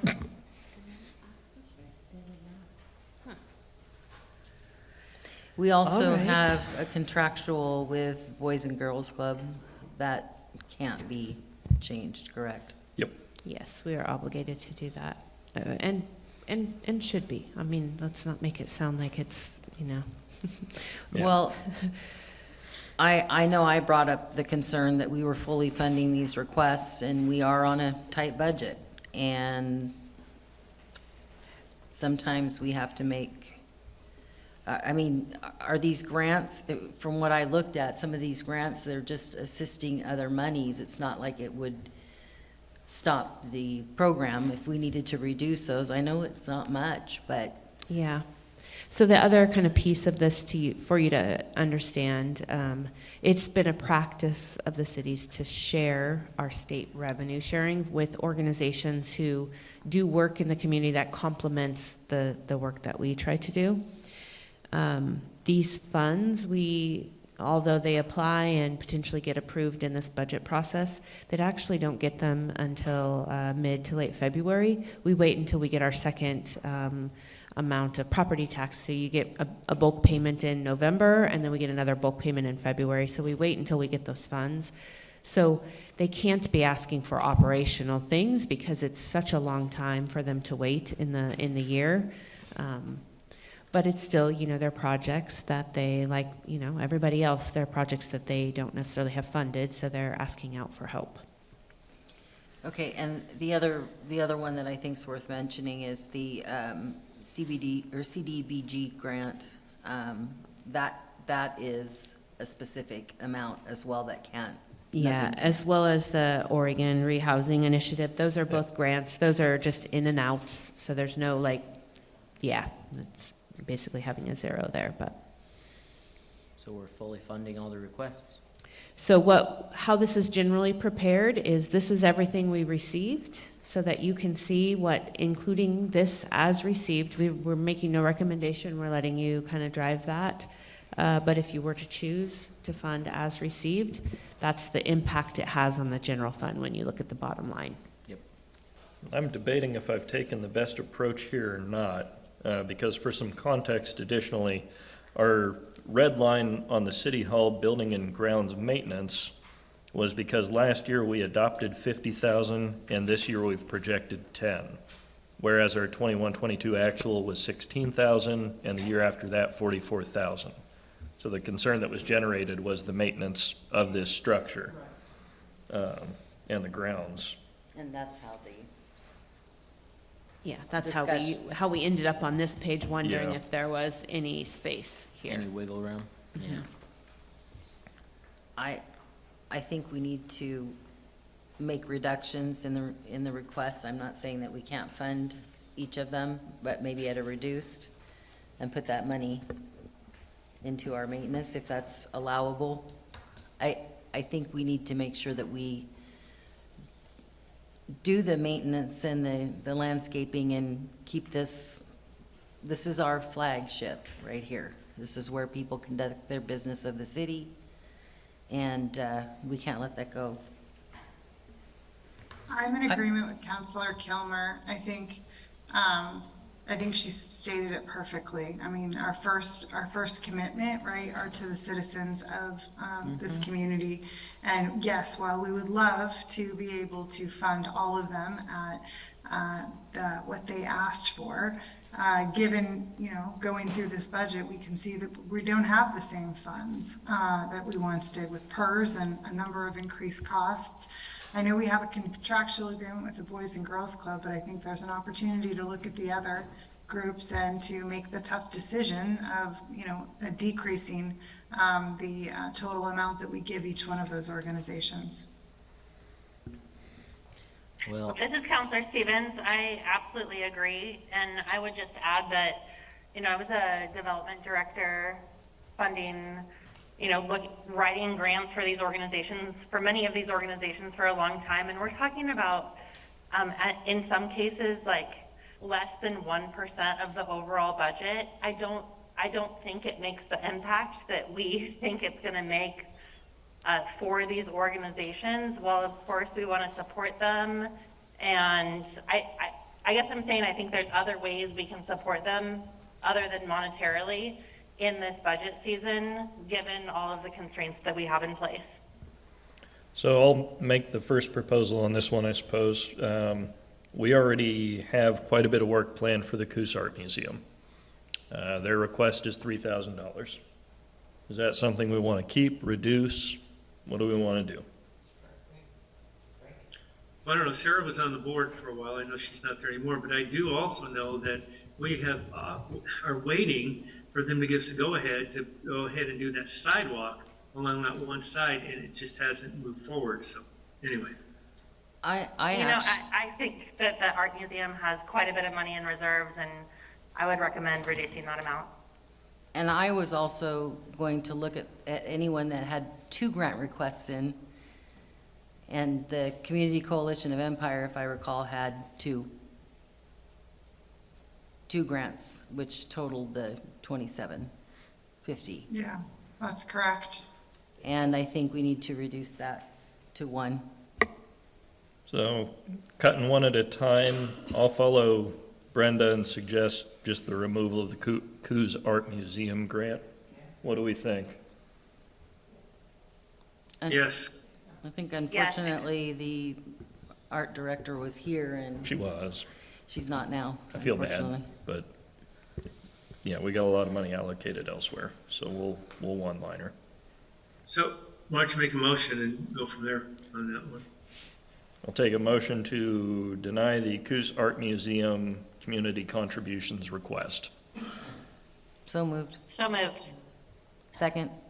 I have a motion and a second. All in favor? Aye. Aye. Aye.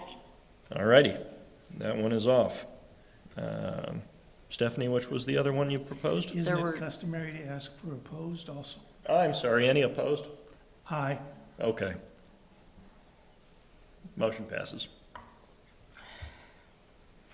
And you had Community Coalition Empire. Yeah, the CCE has 2 grant requests. Where are the 2 grants? Am I missing something here?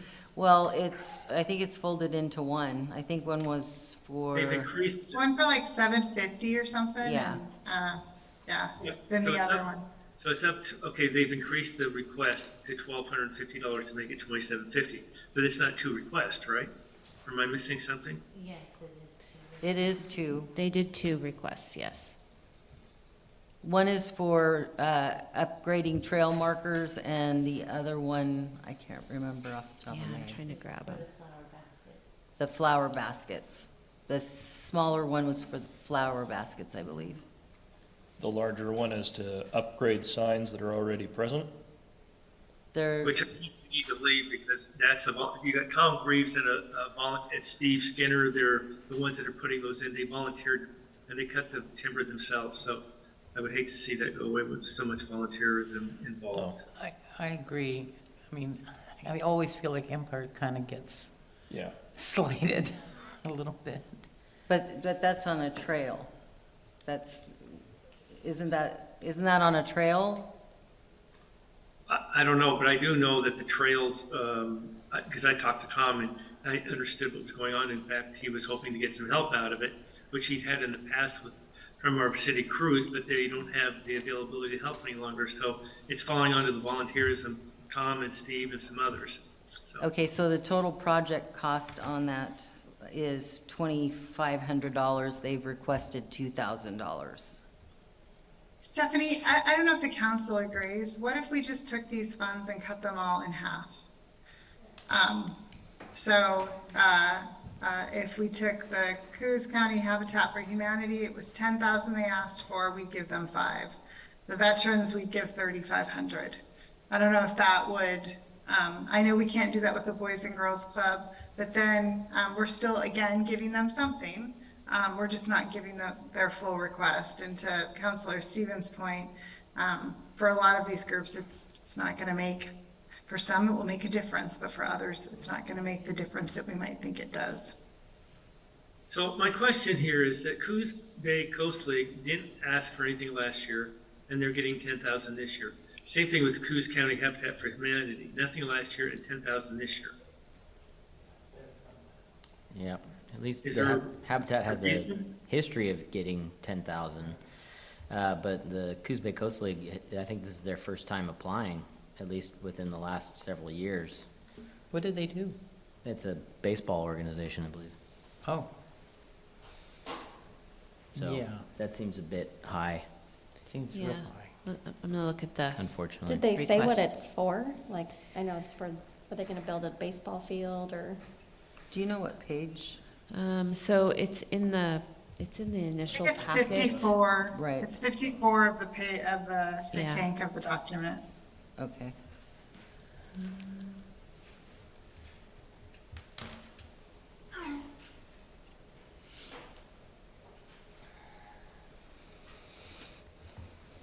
There, sorry. Took a while. Gosh.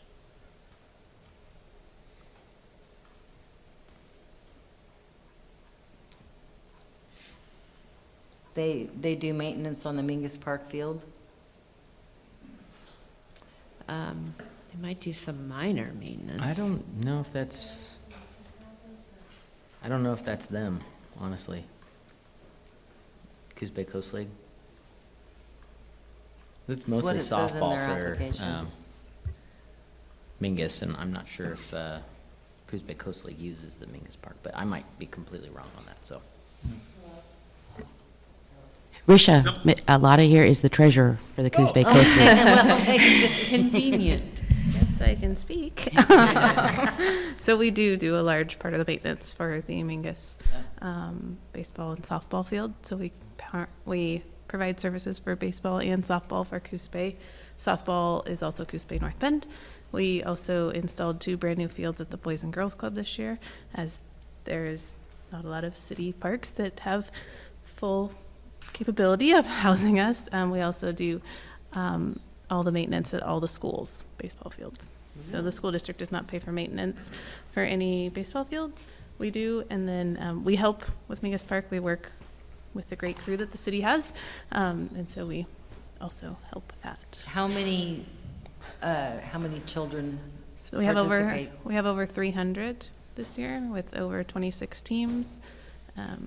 We expanded into softball when North Bend was closing their doors to softball. We decided, why You're not? solely doing softball? Yes, for Coos Bay and North Bend girls. So we built fields out at North Bay School District, and then one of the boys and girls fields is for softball as well. So if you're also doing grounds, I would pretty much consider that an offset to our Parks Department, honestly. Yeah.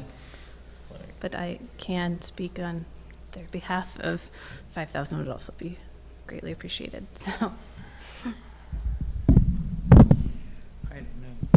So, to Counselor DeNovo's suggestion, is there any more validity to this? I mean, it just increase everything by half, except the Boys and Girls Club, and that's equal across the board?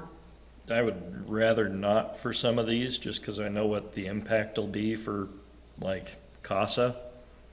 The state, or was it the feds, just cut like 75,000 a year of their funding, so the 5,000 is going to make a difference for them. That's the Oregon Coast Community Action CASA. Yeah, it's the CASA component of it. Okay. If you cut the concert band, I don't know what 750 is gonna do for them. Well, what's our target for trying to raise the building maintenance? Yeah, I budget? mean, that Yeah. may be We an wanna get it easier back way up. to attack it. That's why these two probably dovetail a little bit. I mean, if we went for what we did in 21, 22, the number we're needing to get to is only about 17,000, which if we were to cut, where'd we go? The art museum, that's 3,000 of it already. That puts us at 13 if that's the target. That's already been reduced The to actual 0 for- by motion. It would take a motion to put something back in. Yeah, so Yeah. we are at 13 currently. And you could potentially look at, we've been putting some in discretionary, so there's 2,000 in discretionary. That gives the opportunity if, someone didn't apply timely, didn't remember, whatever, we've had that ability they can apply and we So we grant could that. take, that out of there. I think we should just take the 2,000 out of discretionary at this point. Okay. I'll take I move that we remove $2,000 of discretionary contributions. Second? We have a motion and a second. All in favor? Aye. All right. All opposed? I remembered that time. Motion passes. We are at 15. We cut the art museum for 3. We cut the discretionary for 2. I added that to our 10 allocated on page 34 for building and grounds. So So we're at 15. You're trying to get a running total of using whatever we save out of this budget. I know where you're getting, Yep. but the actual you said the actual for 22, 23 was 44,000. It was, and the actual for 21, 22 was 16, so we can choose which we want to shoot for. But if we shoot for 22, 23, we will, I think, wipe out all of the community aspect. And we do have one more red line in here that was the contractual under community development.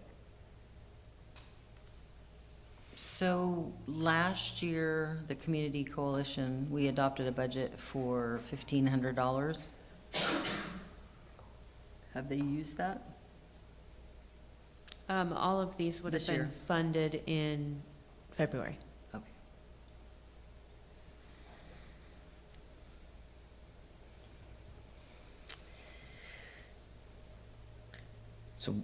So you have the Coos Bay Well- School District Community Foundation asking for 5,000.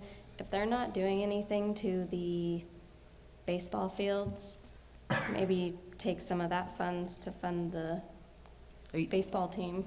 Did you say the Community Foundation? Yeah, That money goes into, I think the Community Foundation funds the stuff that the teachers use. They provide grants to instructors in the schools that the teachers are paying for normally out of their pocket.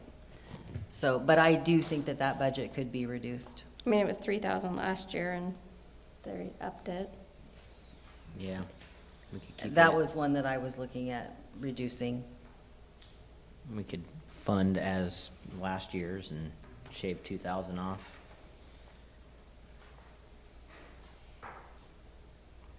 They also do Drew, a what, fundraiser can I for- ask Drew what ones he's concerned about? Because we could spend another hour, with all due respect, talking Oh. about all of these good causes. So if we're waiting for, we need 13,000, is that what we have to cut?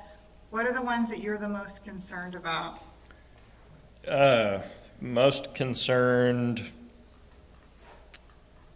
CASA, What's Sovo's? say again? What's Sovo's? I don't recall what Sovo was looking for. No, I know. Yeah. What were they trying to fund? It's quicker. They don't have a huge budget themselves either, so 7,000 could mean a lot to them. I guess I just think it's very interesting that we're allocating grant money. We have a grant writer that is going out for grants, For a specific. and we're giving out grants. Yeah, I mean, it's don't just know, historically been our way to kind of take those state dollars that are shared with us and pass those on to people, to the community. organizations that augment the work that we are doing. Yeah. And the grant writer's very specifically just for the parks. So that's, at least at this point. Yeah, that's one of my final questions. Grant. At least at this point. I mean, I don't know. yeah. The Veterans Outreach would also be some of a concern of mine. However, I'm concerned about the transportation aspect, emergency financial for vets. Outreach is important. The veteran stand down is important. They do include an aspect for firewood distribution, and I know that program already exists within ORCA and the Energy Assistance Department And Salvation Army. and Salvation Army. So they don't break out specific numbers on how much would go to what here, I don't think. I don't see it. They also have a really good ability to acquire grants, and so I would be interested in reducing that number. I just don't know how we're gonna get to that amount cut. I mean, if we look at just the ones, if we cut everything in half, I still don't think we get to the 16K. Well, we're already at 15 with 2 cuts. We don't need another 16 total. We're trying to get a number that already started at 10 up to 16. So how much more do we need, Drew? To get to 16, cut 1,000, and I'm thinking because of the firewood aspect, you could probably cut 1,000 off the Sovo aspect and not really harm anything. Okay, I misunderstood then. So we've already reduced the art museum and the discretionary. I would propose that we go to the adopted budget of $3,000 for this Coos Bay School Community Foundation. So I would propose a cut, I would make a motion to cut 2,000 from the Community Foundation. Second? That was the Coos Bay School Foundation? Mm-hmm. Okay. We have a motion and a second. All in favor, say aye. Aye. All right. All opposed? No opposed, motion passes. That puts the Community Foundation for Coos Bay Schools at 3,000. And that brings us to 17,000 running total if we transfer those funds to the building and Correct. grounds maintenance for the city hall. And that would- 170. Are folks comfortable with 17? Remember, historically, we spent 16,000 one year and almost $45,000 another year. I Yeah, still and we think- don't know what we spent this year. I still think that there's still some cut, I think we could cut some from the Southern Oregon Veterans Outreach, and I would propose going back to 6,000 on that. Team, I love everyone's heart here. I think it's awesome that we all want to support our community, but I'm going to make a motion that we cut the remaining asks in half. Do we have a second? Sarah, I've learned from another counselor that I will second it for the sake of discussion. We have a motion and a second. Discussion? Sorry. I I just feel like some of them are so low, if we cut them in half, we might as well just not do it. I agree. I mean, the Bay Area Concert Band, if you cut that in half, $750. there's not much they can do with $750, so. Yeah. I would like to point out that I think the overall budget for the city is about $85 million. Is my memory there about correct? Yeah. In that neighborhood. And we're talking about $60,000 here, which we take out the grants that are just passed through. So we're talking about 0.7% of the city budget. Yep. Which we spent probably 10% of our budget time on. Yep.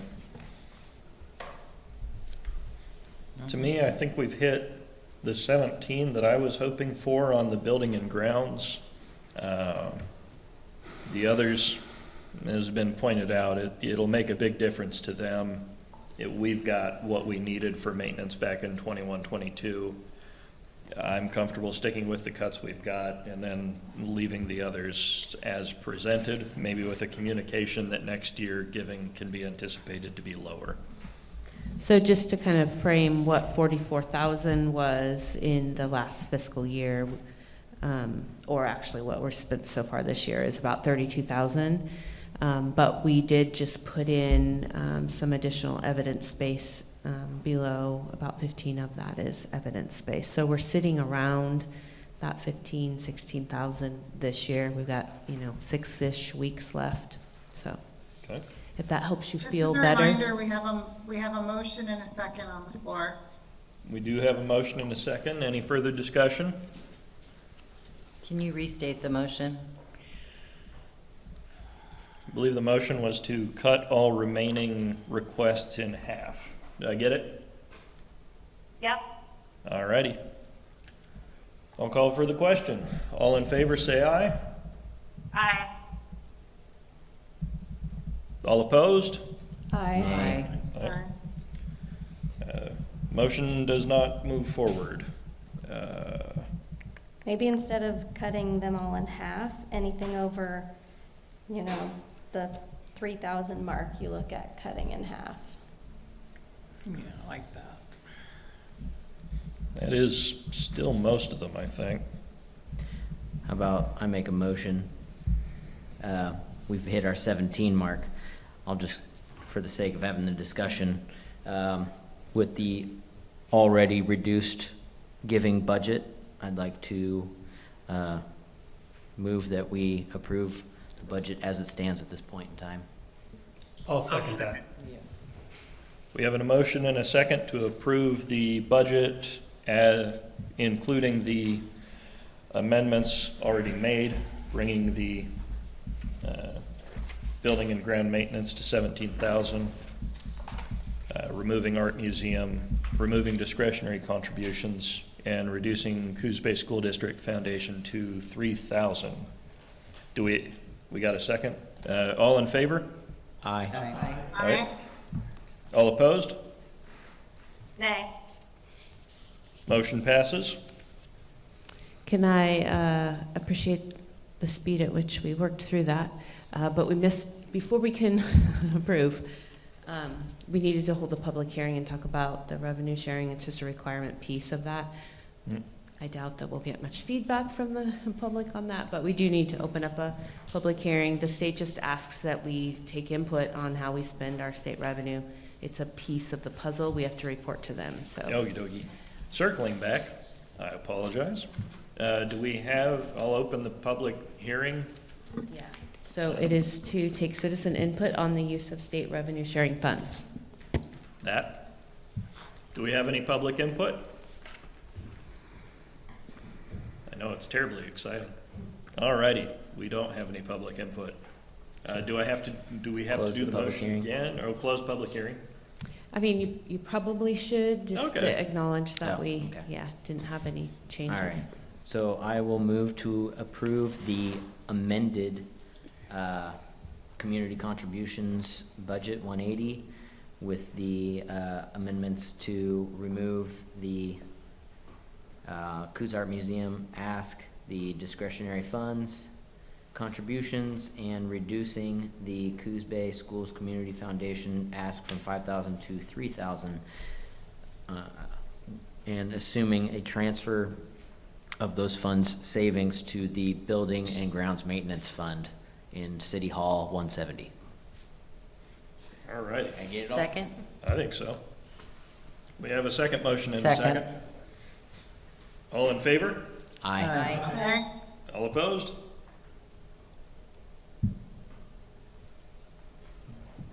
All righty, motion passes. Okay, that covered us through that. We did have one other thing in there where we had called back to the contractual aspect of the Community Development Department. What page is that? Page 54 on the document. Drew, I think this was the one I had asked about in regards to the kabump. And having had some time to think about it, I just wanted to ask Nicole a clarifying question. Nicole, if I understand it correctly, you and Chelsea have said that the county is going out for a grant. And part of that, I think we had asked for a grant as well, so we're waiting on those dollars. But if the county got the grant, then if we wanted to come back and do a supplemental budget, if we receive funds as well, we could do so. Did I ask that Absolutely. correctly? Yes, that is Okay. correct. And we have not included that potential grant funds in the budget. In the So we would be adding those and then allocating the expense, yeah. Okay. So for me, Okay. this is good because it identifies that we do see the kabump as a big priority for, Yes. for our council, and for our city and the budget committee. It's just that we may have to do this in another manner. Okay. Cool. So, just for clarification, so Chelsea, can you tell me the county has the funds and the grant can move forward with this, and North Bend also is going to participate? Yeah, so the way that this grant funding is working is the state, through the Department of Land Conservation and Development, has applied to NOAA for federal funding, and that would trickle down to Coos County, City of Coos Bay, City of North Bend, to work on the next phase of the estuary plan update. So we don't have it secured yet, but fingers crossed, we will. So are you telling me that if this grant comes available to us from NOAA to DLCD to us, this is going to just be a pass-through? It's not going to be actual funds that we need to allocate out of our budget? Potentially. Yeah, I'm not 100% clear on how that money will come through yet. But we need to get the federal grant in hand first before we know how to proceed with it. Do we Right. know how much it's going to cost us? I mean, didn't they already have a process they went through and it was like 400,000 or something? Am I correct? Yeah, I can imagine it would be upwards of that to do a full comprehensive update. And so I envision the next step being pulling all those committees together and starting the public outreach process. But yeah, certainly $500,000 easily. All right, thank you. Chelsea, do we know if the county commissioners are all in full support of this? I think that they got full support, but I I don't know 100%. I feel like they did. It's been a while. Okay, thank you. Is there a majority in favor? Yes, I believe there's a majority at least. Yes. All righty, if we're good to go with that section, that would take us to the end of the red lines unless anybody has any remaining thoughts on these. Otherwise, we'll move to motions. All right. Are you ready for a motion? I am ready for a motion. The first one will be about the city's maximum permanent tax rate. I make a motion to approve imposing the city's maximum permanent tax rate of 6.3643 per $1,000 of taxable assessed value for fiscal year 24-25. Second. Yep, we have a motion and a second. Does anybody need a reminder on what this is? Because it's been a while since yesterday. or last week, because that feels like yesterday. We talked about it like last tonight. Okay. Alrighty, all in favor? Aye. Aye. All opposed? Motion passes. Our next item is approving imposing the general obligation. I make a motion to approve imposing general obligation bonded debt amount of $544,444. I second. We have a motion and a second. All in favor? Aye. Aye. All opposed? Motion passes. Next one, we need a motion to approve the proposed budget as amended. Do I have that? I'll make a motion to approve the amended proposed budget for the fiscal year 2025, and forward to the city council for adoption at the June 4th, 2024 council meeting. I second. We have a motion and a second. All in favor? Aye. All opposed? Motion passes. And that, Public comment. public comment. This has been thrilling. Would anyone like to take more time on it? I'm not hearing it. Adjourned. All right. Thank Good you, night. everyone. Thank you.